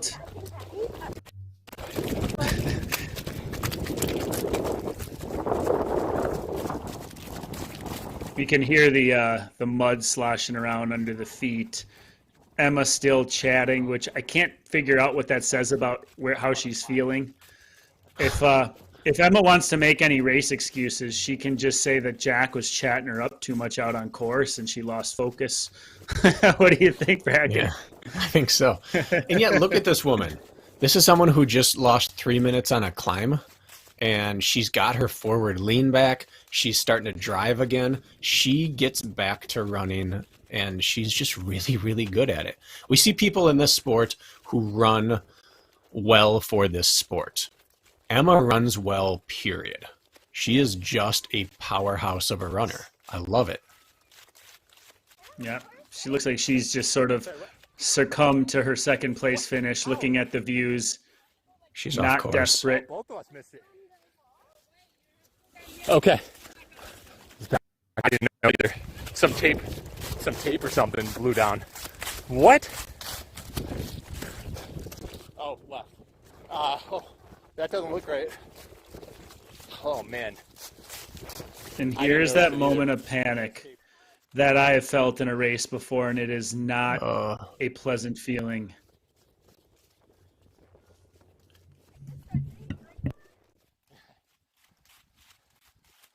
Can we turn up What do you their make of this, mic and Bracken? just... I just want to listen to him, honestly. I want to see how she Yeah, handles so do it. I. What? Oh, arrow. All right, looks like they can see the course and they'll get back on it. Thankfully, looks like they missed an arrow. There it is. That's what happens when you chat too much, huh, Bracken? That right there is what happens when you've been working hard for 2 hours and 12 minutes and you're trying to fly down a descent and there's one arrow. You just might miss it. Your eyes don't work well. Your brain doesn't work well. And yeah, let's put it on Jack. Stop talking to her, Jack. Jack I'm just just joking, divulged yeah. Emma that I was blaming it on him, so I think he just revealed. Yep. So All right. I wonder- So it sounds like. Oh, go ahead. I wonder how much that fall took out of her. You know, I don't want to take away from what Lindsay did on that climb, but Emma didn't look right starting the climb. She looked a bit out of it. I wonder, did she have the wind knocked out of her? Did it ding up her hip or her glute? Did something happen, or is it going to be the beginning of the end anyway? But it looked like that's when things certainly changed for her.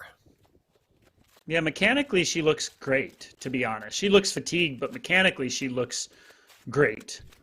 Still some charge left in her legs, but you know, the momentum shifts going back and forth all race can really wear somebody out.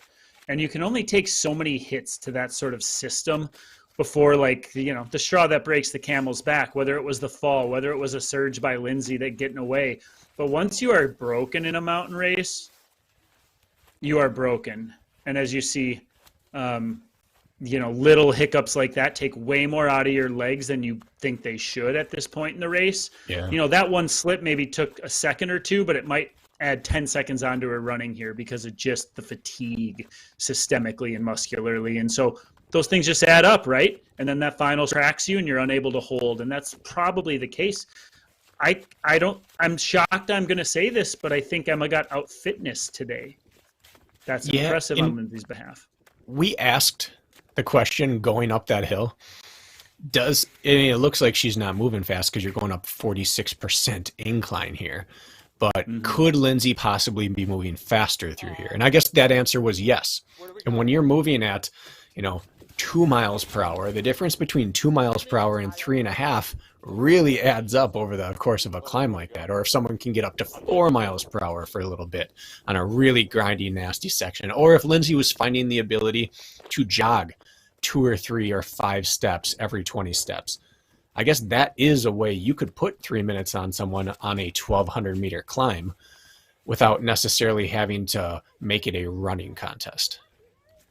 Yeah, very good points. I'm glad we got to look at the course there, how gritty, grimy, mucky, slick it was. We didn't have eyes on that section for the men. So it's just good to see what they are actually going through. Seeing Emma Cook Clark slip lets me believe that there was probably a number of other slips out of athletes we didn't see on camera. So right now I'm assuming cargo net. Yeah, that's a gift right there. Yeah. Jack, as we're kicking back to you once in a while, no inclination that Annie was within striking distance there by you guys going off course. Thumbs up to tell us that Emma most likely is still in second place.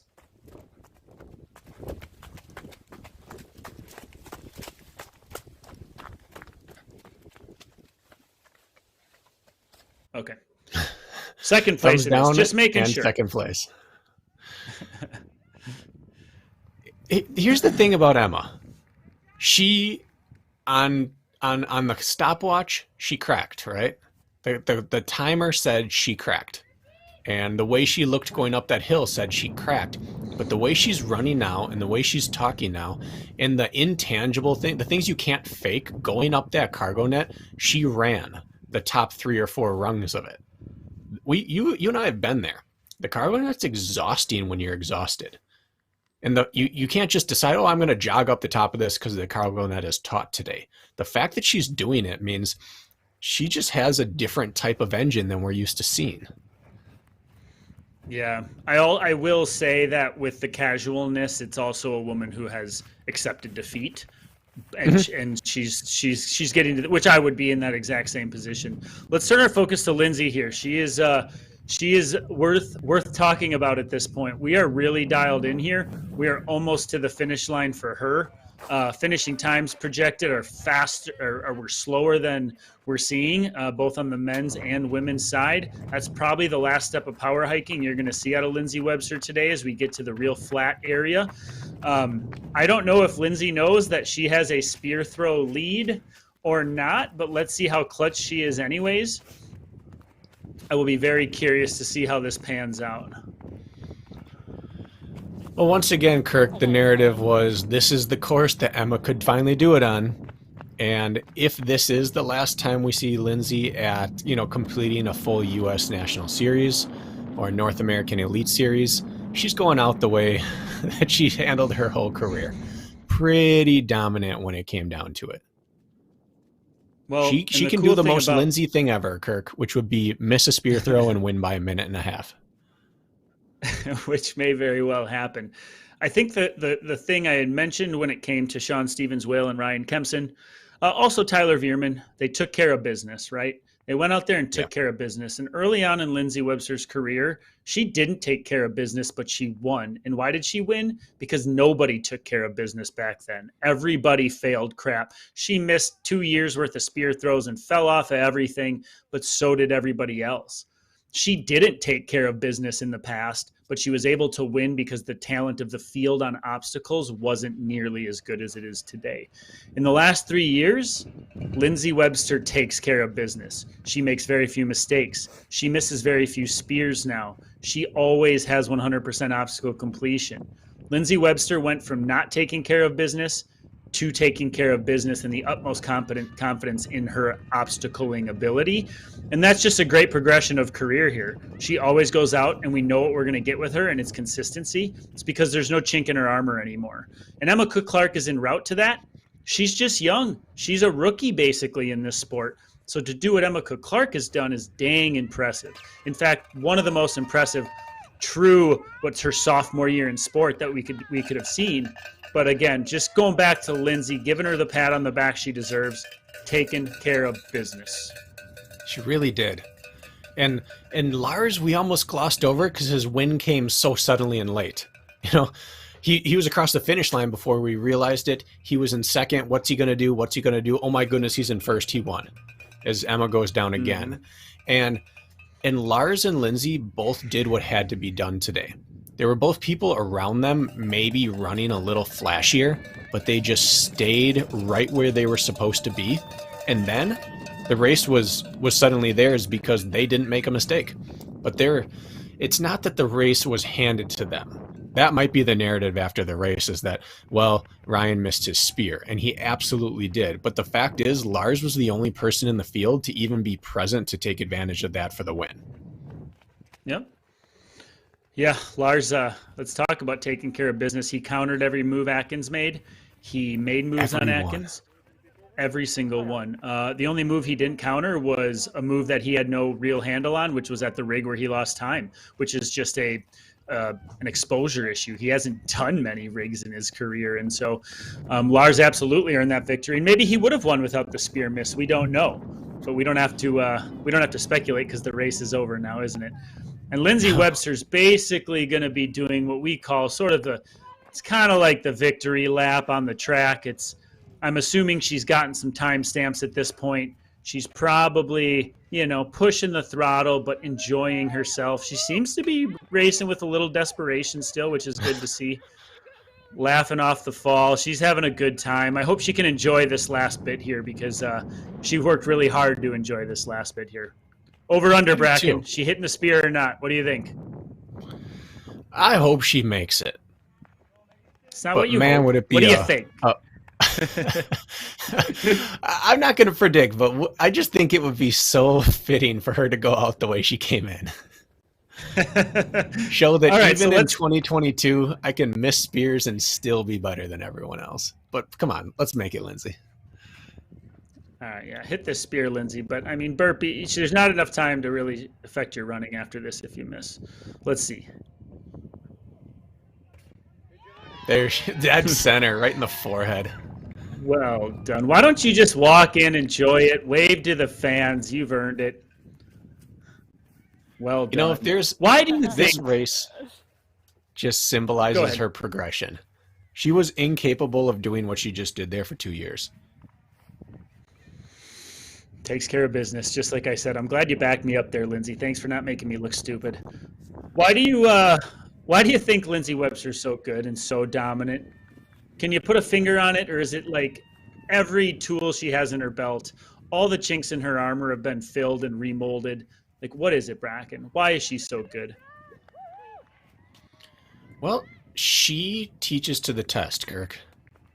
She has just finely tuned the skills needed for this sport.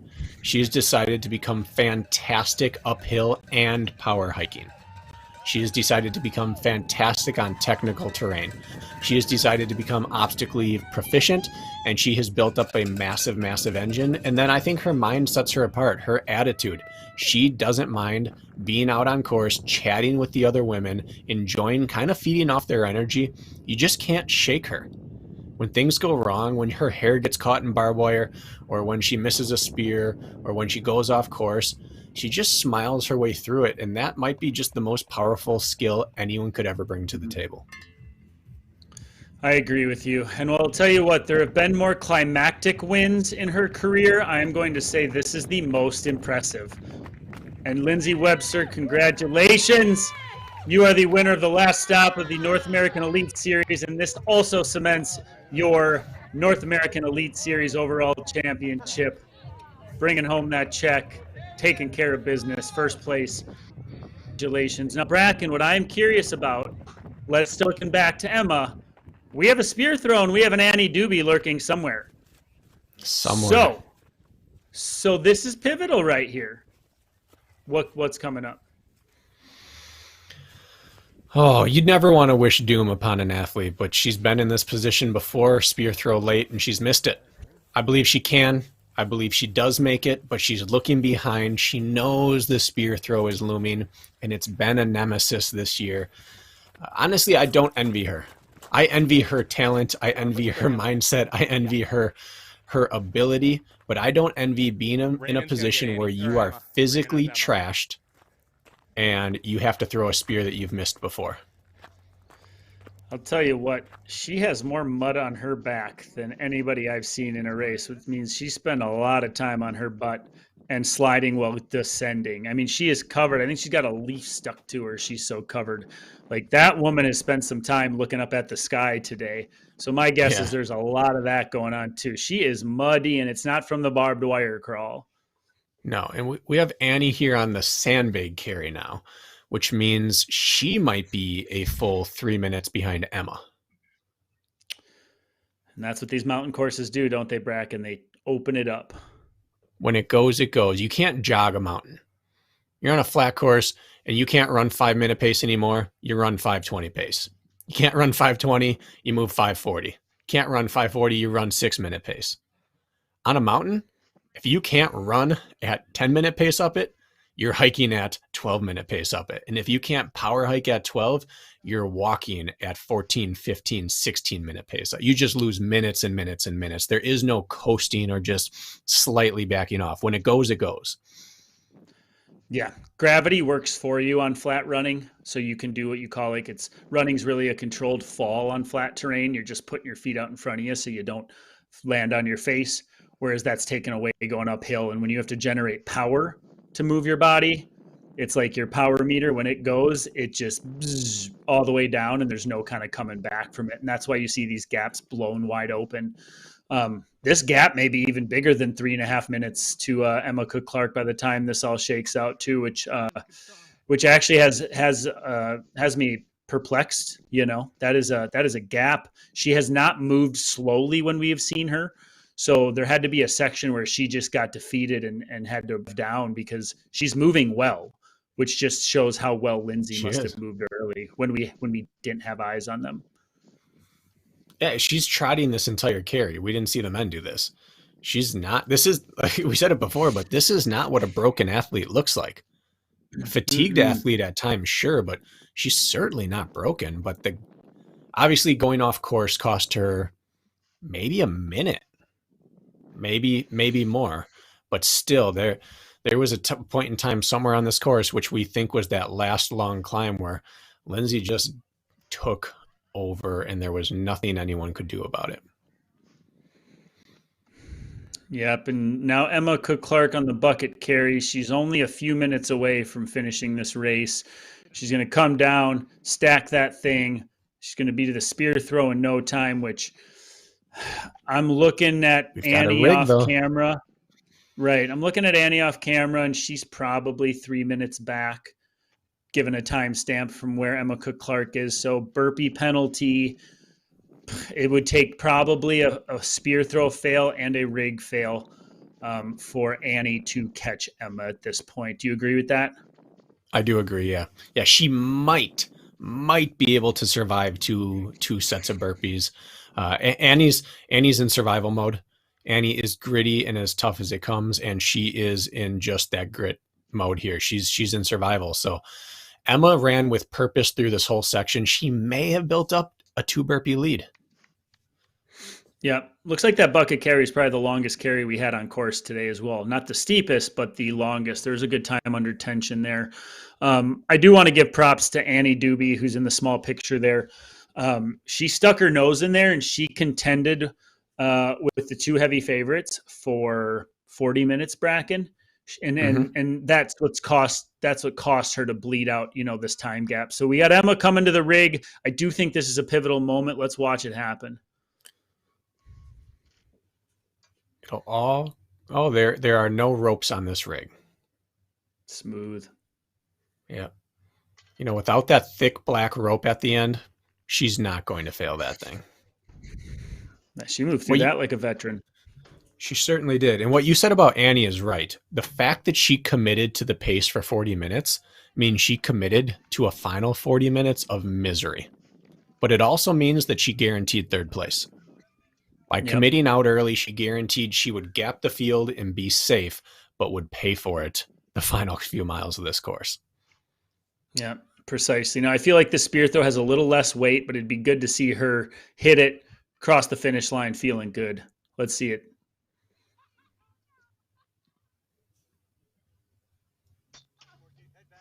Oh, and she's wide. And that right there is important looking ahead to World Championships. because you now go into Worlds without the momentum of having made your last spear. Doesn't mean she can't make the spear at World Championships, no, but it's always nice to come in with confidence knowing I just did it last time, I can do it again. And last year at World Championships, she was up there in the lead until she missed her spear. That's not something she wants weighing on her. Right. Emma's doing the best burpees out of any of them I've seen. She's got rubber bands in her legs still. She's getting that hop. She's getting vertical. Anybody want to look at how to do burpees? Let's come back. Watch this. Fingertips overhead. She's getting vertical. She looks like she's leaning forward because they're uphill, but those are good Spartan burpees 2.5 hours into a race. So well done there. Yeah, she's doing it right. And I really hope that we're making a bigger deal out of the form than it needed to be and that no one gets penalized. But we have seen people at championship races get penalized 30 seconds all the way up to 10, 15 minutes for better burpees than what we witnessed earlier on. So really hope that no one gets to add insult to insult by getting bumped further down the list after having missed their spear and then done, inadequate burpees. See, I think this is a fashion statement by Emma Cook Clark. She's got mud on her backside. She had to even it out. A little mud on the front side. Across the finish line, looking to complete the outfit. What do you think? Any part of her thought process, Bracken? I think you're absolutely right, Kirk. I think I nailed it. There she goes.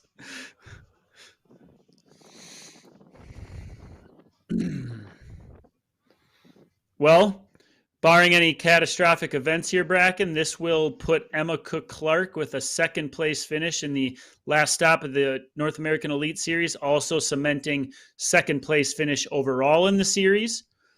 And now what I'm wondering here is Annie Doobie is not in contention for a series position, I believe, because she missed too many races. Do you have tabs on how this plays out for the women further down after Emma Cook Clark? I don't, but I believe we have a graphic we can throw up that shows the current standings, and we'll see what this can possibly do for Emma. I mean, for Annie. Yeah, let's see if we can get that. Beautiful. So this will not affect. So Chris Rogloski should fall down into third place in the overall standing. So the top three would be Lindsay Webster, Emma Cook Clark, and then Chris Rogloski for your podium, followed by Alex Walker in fourth, and Rose Wetzel in fifth will be the standings after today's race. Yeah, because even if Annie had 3 races coming in and just needed a fourth, this wouldn't be enough to propel her onto the podium, I do not believe. I think she'll probably finish up 6th or 7th in this series. Yeah. Whoa. Tyler had the same thing happen there. Yeah. Looks like there might be a little lean downhill on that one, which might be throwing people off. Yeah. And Tyler looked like he was about to reach out and grab the top and then thought better of it and reassess the situation and move forward, which was smart because that would have been a burpee penalty. Congratulations, Emma. Second place in the series, second place on the day. Annie Doobie's throwing her spear right now.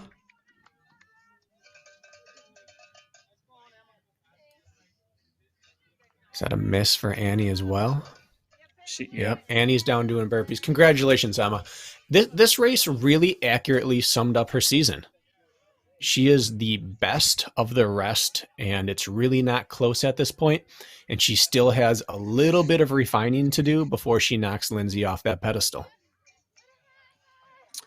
Yeah, I think this is fitting and representative of the season. I don't know what this means for the future as far as the battles back and forth that Lindsay and Emma may have in the future. So the question becomes now, I believe we had eyes on Miranda Kilpinski.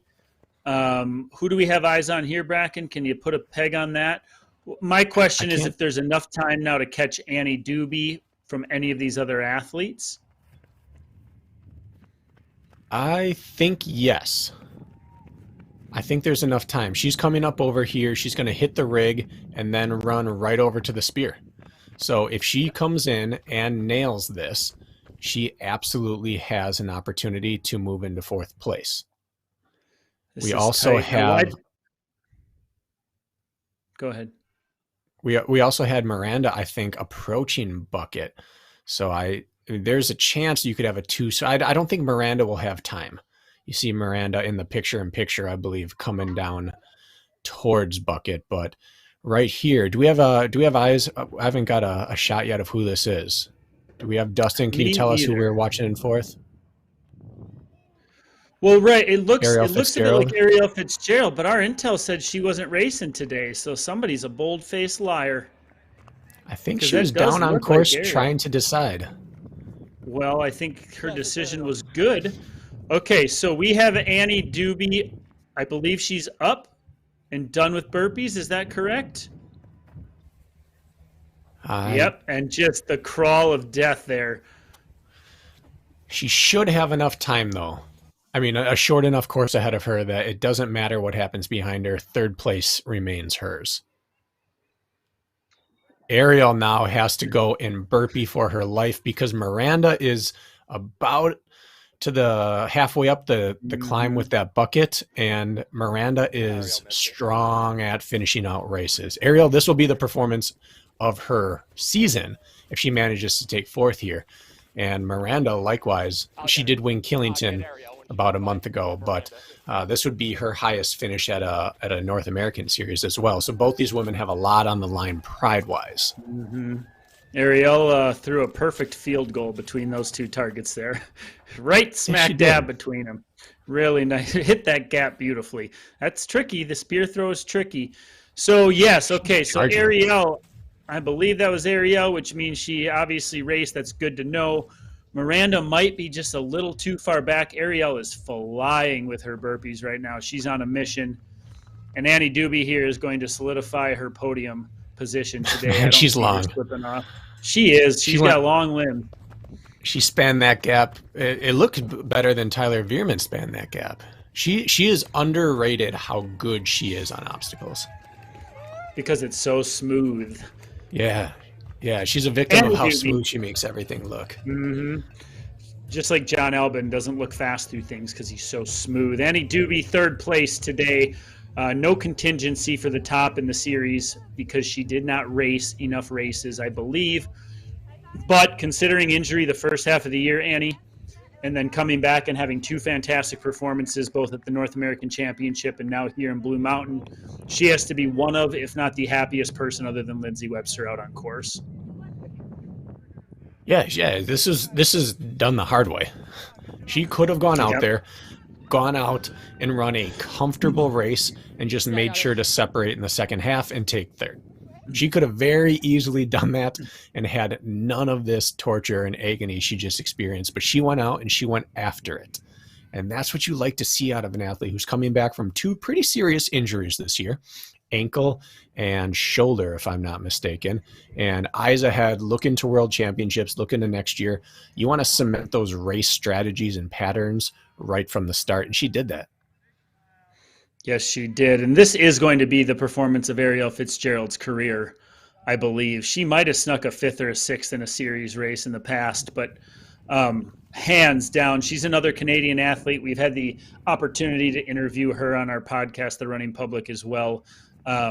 Just the Canadians representing. I mean, the Canadian contingency today, Bracken, 1, 2, and 4. That is impressive.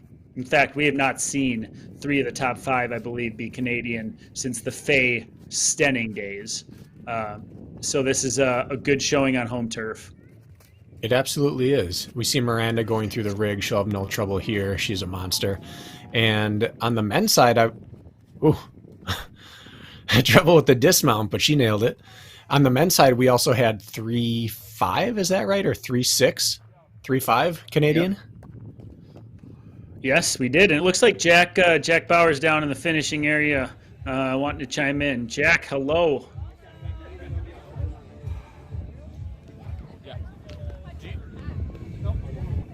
Hey guys, do you want me to pass off any headphones or anything to get interviews with the top 3, top 4 women? Either we can do it or you can, whatever you're feeling like. Do you want any interviews with the 3 of them? Ariel Fitzgerald taking 4th place, performance of her career so far. The answer is yes, Jack. Let's get some interviews, brother.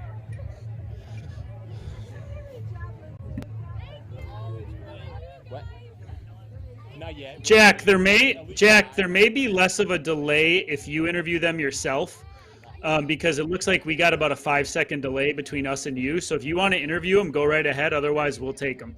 Okay. Miranda Kopinski nailed her spear. Just the Well second done. woman in the top 5 to do so.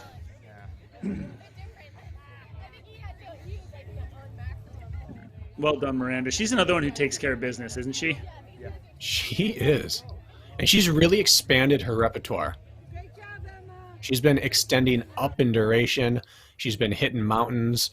She'd be the first to say that coming into the sport, running was not her strong suit, but she has put the work in, and she's becoming a force on these type of courses. Top 5 at a North American series. You can't take that performance away from her. This will be the best performance of her National Series career as well. And not to turn attention from Miranda Kopinski, we'll be curious where Casey Monroe went and how that race unfolded, because I believe she was in 4th about 45 minutes into the race. So obviously some failures, or, when the mountain wins, it wins pretty aggressively, but not to take away. And I'm gonna comment on something here, Bracken, which may surprise you, and that is we're 10 minutes behind Lindsay Webster finishing. We're looking at roughly a 10-minute time gap between Lindsay Webster and Miranda Kopinski, maybe a little more. And some may say, dang, that's a lot. Like, that may not be a testament to depth of field, but this year that time gap has been larger than that at times. In fact, much larger than 10 minutes, because she's that good. And Emma Cook-Clark is that good. So to see Miranda Kopinski 5th place, rounding out 10 to 11 minutes behind Lindsay, is a fantastic showing performance-wise from the rest of the field, Miranda included. So I just want to outline that. It looks aggressive, but this is a great performance from the field, not just Lindsay and Emma. Exactly. And we're going to have to get Jack on this stat later, but the percentage behind winner for both Ariel and Miranda, I think will really speak highly of their performance today. Yep, I think so too. Jack, do you want to bring us some interviews? Are you ready for that? Thumbs up, Jack. Thumbs down. Where are you at?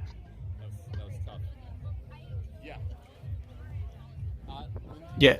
And Jack, if you can hear us, I say you run the interview, because we have a 5 to 6 second delay. Okay. Okay, so, sounds good. I'll answer the questions. All right, so I'm here with Lindsay Webster, Tacoma the win. You've run this terrain before. How much do you think that played to your advantage? Did you know the mountain a little bit? Yeah, I mean, I used to live about an hour from here, so I think at this time of year, like, it's a major advantage when, especially when you can't see the trail, there's leaves all over. Yeah. So I kind of know the mountain and know the terrain, definitely played to my advantage. Know how to run in mud, all that kind of stuff. How about some of those nasty descents? Did you take any falls? I saw Lindsay, or I saw Emma, I saw Annie, a couple others falling a lot. Not any bad ones, no. Okay. No, yeah, I was like a little cautious and I'd lose a couple seconds, but yeah, I kind of know like exactly at what point my feet are gonna go. So.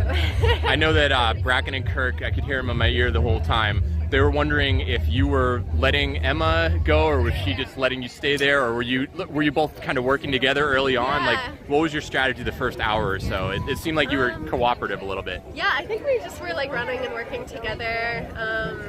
Yeah, I mean it's like a long race, and I enjoyed having her to run with, and we were like, once we realized we were going about the same speed, we just kind of started working together, and we'd each take turns leading, and then we would just like chat too, which is hard when you're breathing so hard. Like, we were working really hard, but once the time passed, and it's nice to have the company and stuff. And then after she fell, she was sick last week, and she's having a lot of trouble breathing on the climb. So I think after she fell, she was just like, I'm just gonna kind of drop it back. And, Gotcha. And you just made your move at that point on the the last climb. It looked like you put a big distance on there. Yeah, I did try and put in a move there, and at that point I hadn't realized that she dropped it back either. And then I think at the top of that, when we entered some single track, I heard a split that I had like a minute 20, and I was like, oh, she definitely like dialed it down. Yeah.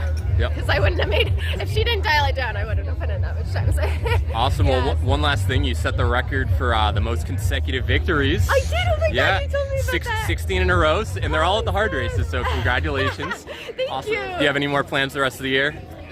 I'm gonna take a break now. Yeah. Before Abu Dhabi, I guess we will. Yeah, no pressure, We will no be pressure. there, but yeah, gonna dial it back and go into unfitness before we start ramping it back into fitness. So yeah. Well, congrats on your win, and yeah, it's on your home soil. You did great. Yeah, thanks. All right. Enjoy the lead. Appreciate it.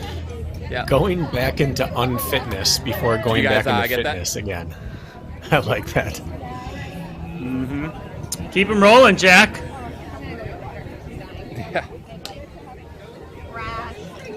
Yeah. Hey, Miranda, you want a quick interview? Sure. Okay. Here, I'll get you right here. Just Bracken and Kirk. Okay. But I'll ask the question. So we didn't get a whole lot of coverage on the 4th, 5th, 6th battle. Just take us through what was happening behind the scenes. It was Ariel and me back and forth. She would technical descents she was better at, and then some of the hills I was getting her, so we were back and forth. And then mile maybe 7.5, 8, she just separated from me, and I just I felt like I couldn't keep going. On the uphill or the downhill? Just everything. Gotcha.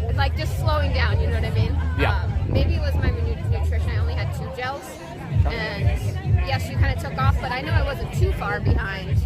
But yeah, it was just back and forth for a while for a super distance, which was wicked fun. And we could see Annie way off in the distance. Yeah, and just a then little Emma, bit. Lindsay cheering for us as we were going through.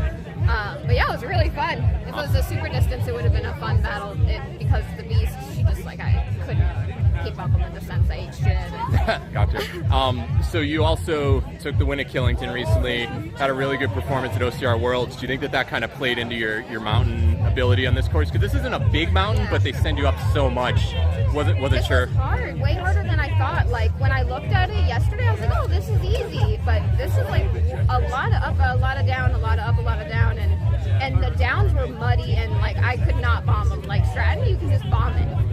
Killington, it was more like Killington, where you have to kind of brake on some of them. I ate shit on one down. Did you wear gloves on any of it? It looks like you had. I did, yeah, just because I was worried that it was going to be muddy from the men, so I just put them on. But I don't think you need them. It was so dry. Sweet. Well, congrats on the top 5 performance. Thanks. Best ever in a national series for you.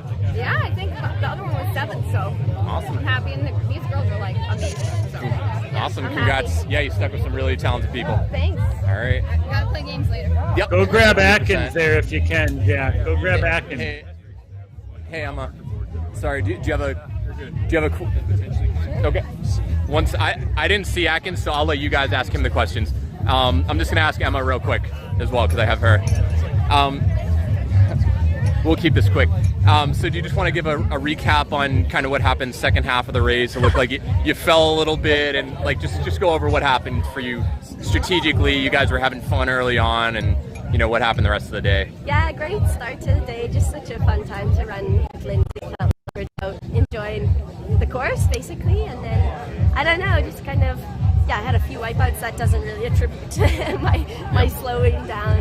I think just didn't quite have lost a decent amount of fitness in the last few months, and just wasn't there today, fitness-wise, body health-wise, other things. So I think I did the best that I could today. It's definitely a bit. I'm not disappointed, but I know that it could have definitely been a different day. So I feel almost worse for those watching that I wasn't able to put on a good show. But Lindsay's just such a powerhouse. So I'm so she had a really good day. Yeah, totally. Yep. And Bracken and Kirk were commenting you have the best mud outfit in the in the game right now. Just crazies. But there were a lot of people who were wiping out. I wiped out a couple times. I mean, it's the slip and slide is kind of an obstacle. Descending that, do you feel like the uphills or the downhills made a bigger difference in this course? Yeah, probably the downhills. The first few downs I was able to just kind of bomb and let loose, and then I started feeling some older injuries coming, so then I just dialed it back. Just since it seemed like the consequence was a bit too high, but I think you can open it up for sure, and then you can make up a lot of time. Awesome. Well, thanks for the interview, Emma. Thanks. All right. Thanks. Yep. Did you guys want to talk with Atkins? Well, I think he's. Yeah, why don't you interview him, Jack? He's right Did there. you guys want to talk with Ryan? You go for it. Hello? Yeah. Yeah. Okay. I didn't see the men's race. I'm gonna give him the headphones. Can you guys ask him the questions? Sure. Okay. I'm gonna pass the headphones so that Kirk and Bracken can ask him the questions. Okay. Okay. Hey Ryan, do you have a sec for a quick post race? Okay, yeah, do you need? Yeah, 12:15.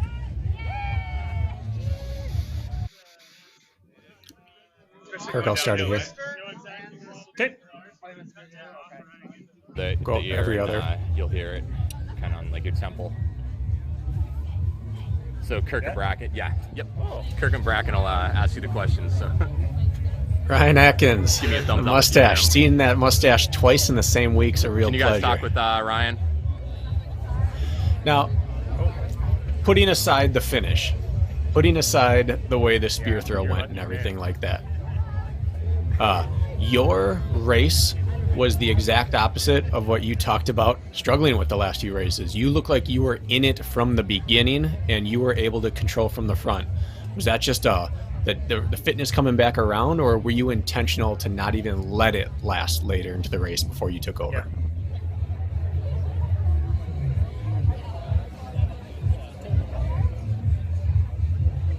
No, I mean, I just found myself at the front and in control, and so I wasn't really pushing. I was just kind of like, controlling the race in the front, and felt really comfortable on the ups and the flats and stuff, and I kept just like pulling away from Tyler, and then Lars were kind of like, catch back up and trying to be conservative on the downhill and stuff, and then it was a long race, and then just wait until the end, so I knew I could like probably either pull away or take people down the gauntlet, and then the spear came along and that was that. Yeah, you looked about as comfortable as we've ever seen you in a race this year. So it looked like things were feeling good. You were smiling about 40 minutes into the race, like you were out for a joy run. Were you feeling that way all the way through the finish, knowing like you felt like you had a match to burn there at the spear throw and afterwards? Do you feel like the race slipped out of your hands and it would have been a win regardless of that spear throw?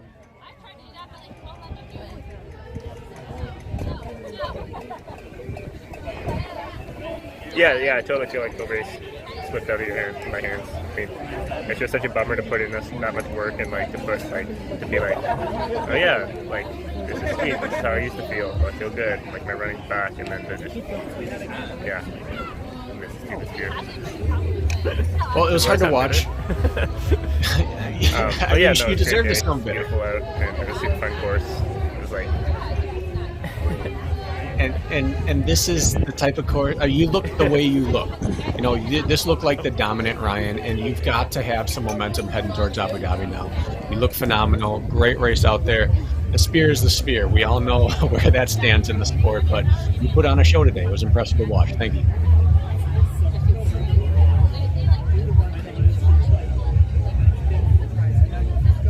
Thank you. Yeah, it felt good. Felt like my own self. And felt like, the running felt easy.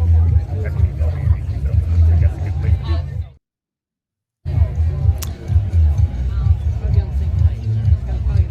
be. Yeah, you can be done if you want. Yeah, I think that's it. Okay, cool. Thanks, Ryan. Thanks, Ryan. All right. Well, it looks like it's back to us, Bracken. This is, I feel like we're doing a running public podcast recording here. This is what we get to do every week. Here we are. Yeah, that is a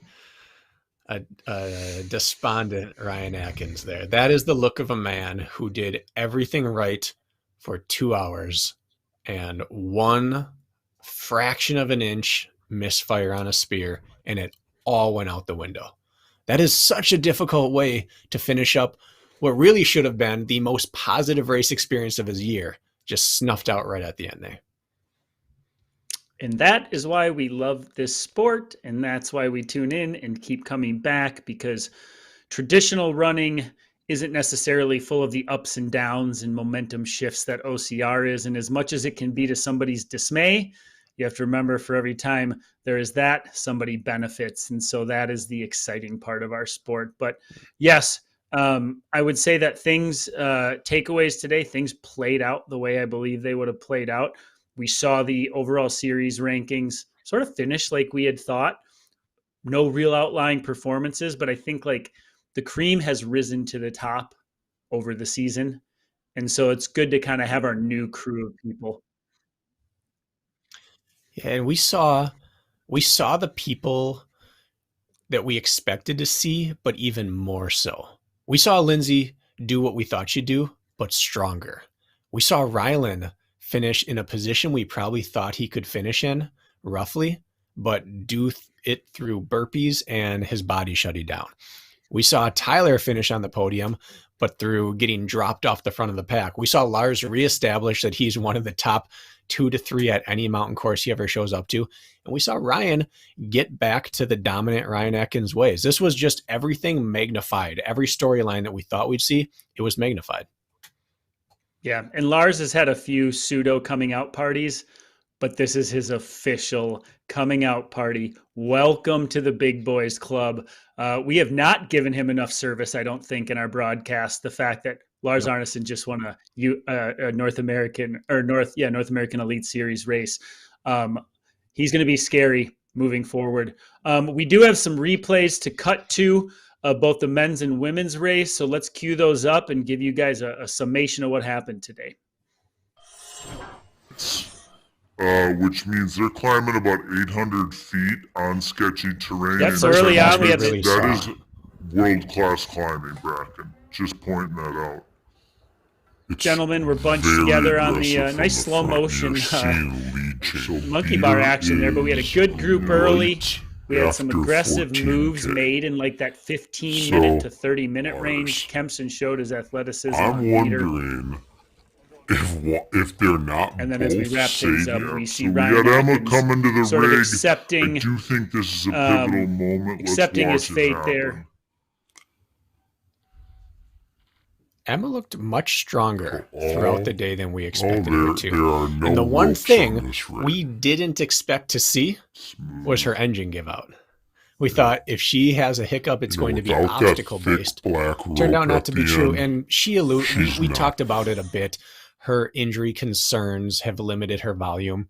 I don't know if either of us have really realized how much she seems to be hanging kind of on a knife's edge with injuries. She talked about even on course.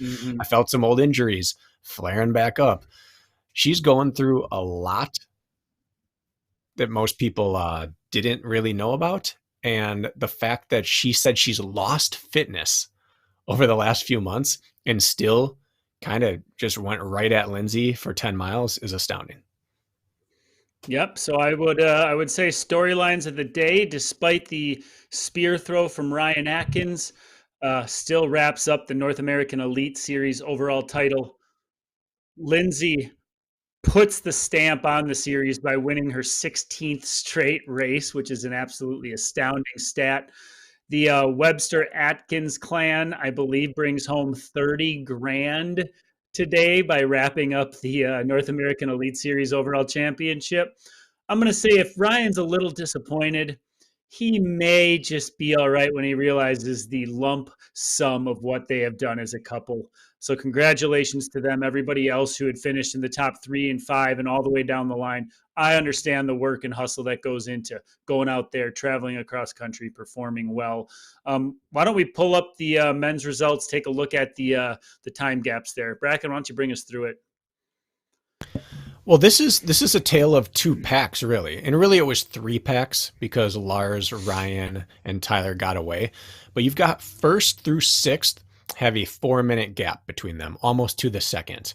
And then there's an 11-minute, a 10.5-minute gap until 7th place came in.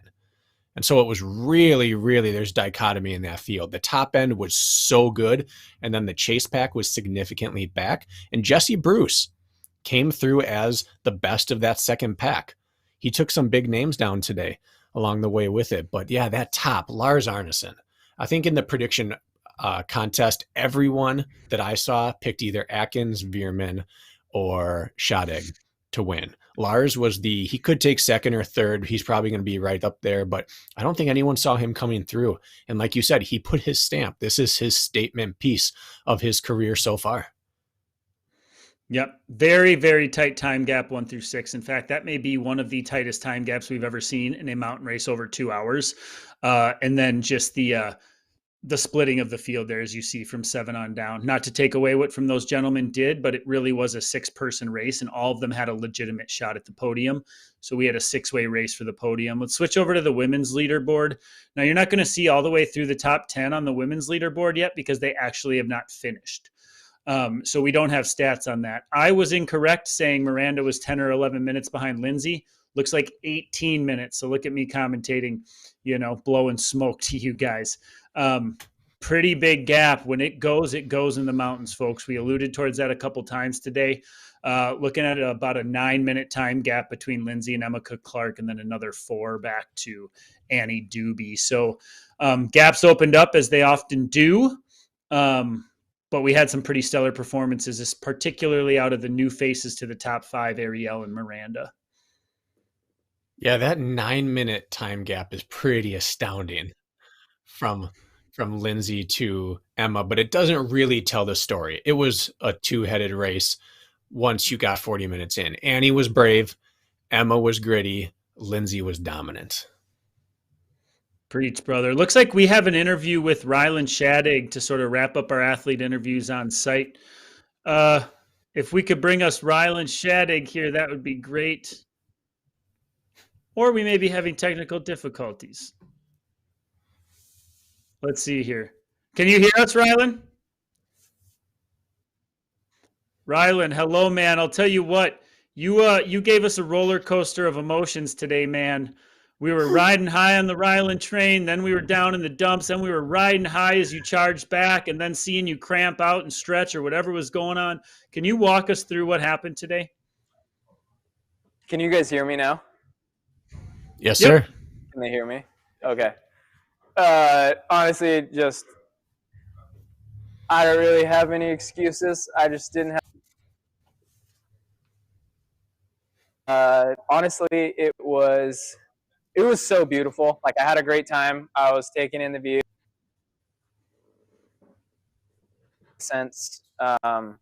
Was having a really fun time racing with like Ryan and Veerman and Lars up at the front in Kempson, and we were all trading blows back and forth. And then I got a little overconfident on what I could do on Twister. I can hear the guys at the Ninja Gym that I've been training at. I can hear them like yelling in my head, like, throw your hips more, because I was trying to like one touch the last section of Twister, and I've done it like rested, but in a race I probably should try that first.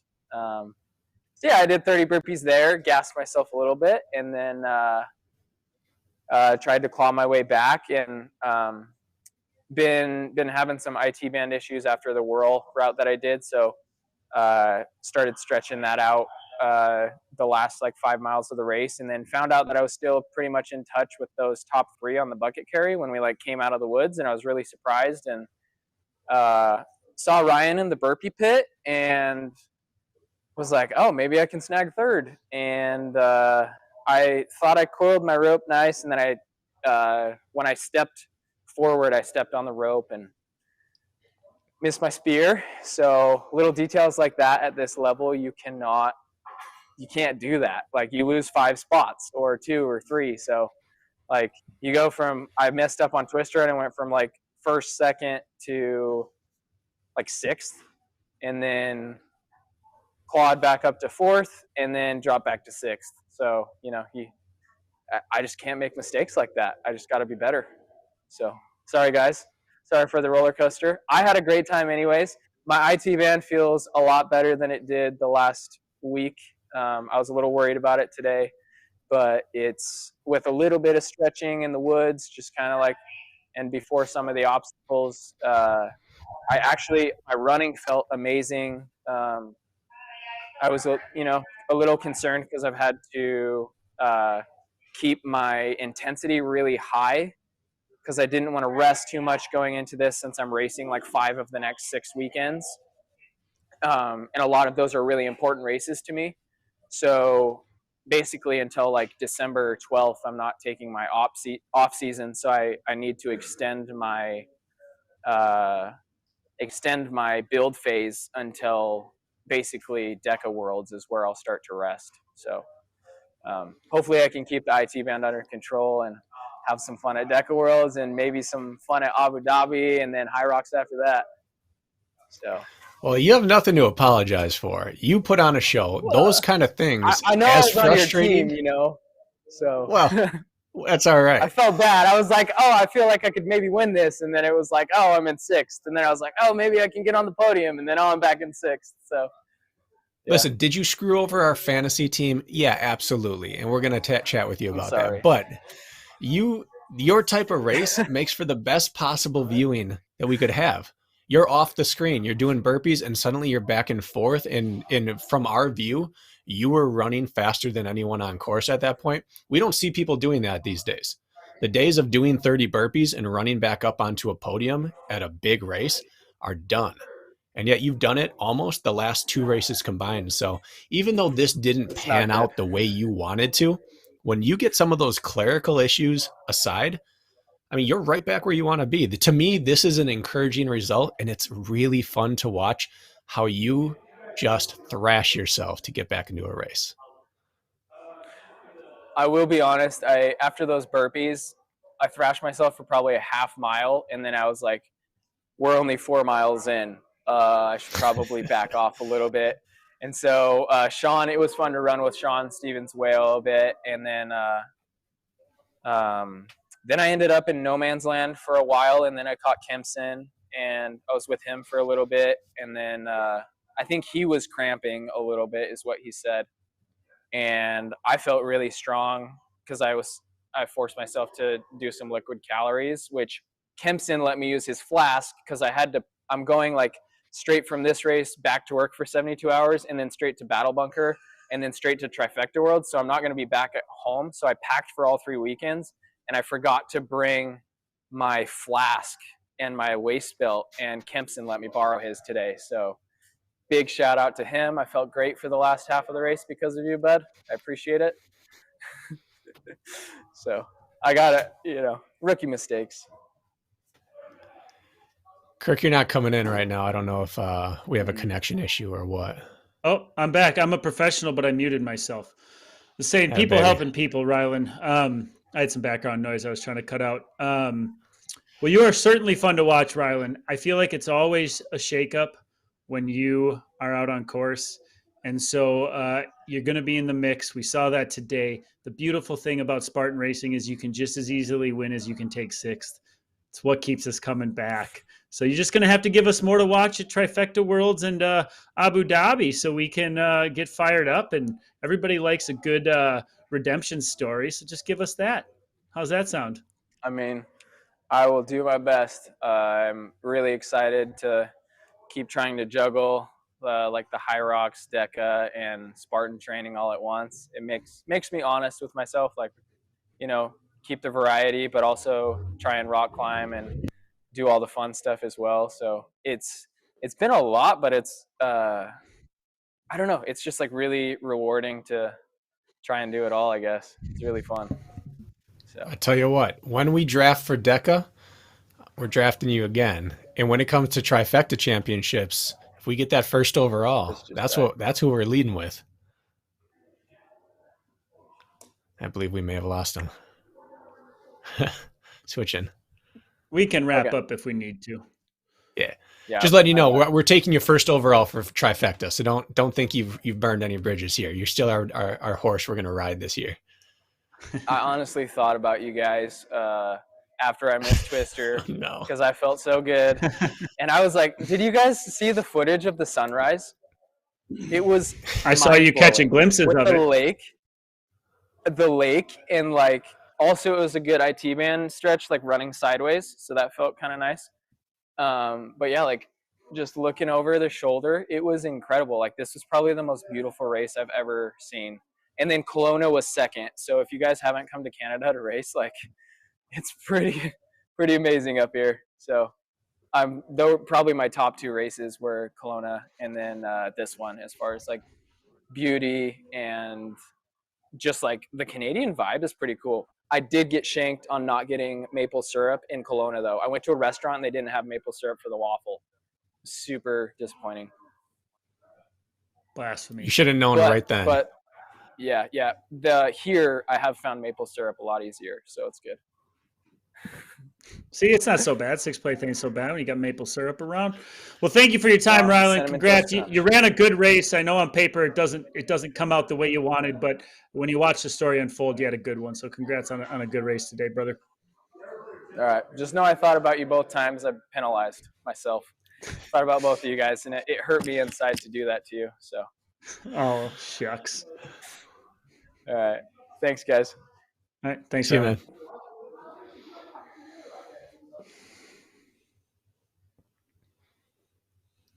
Well, does wait anyone from the get back more end. Joy on course than that man? I saw him enjoying the view, so I don't think so. I'll listen from the back end. Jason, we got anybody else lined up, or shall we wrap?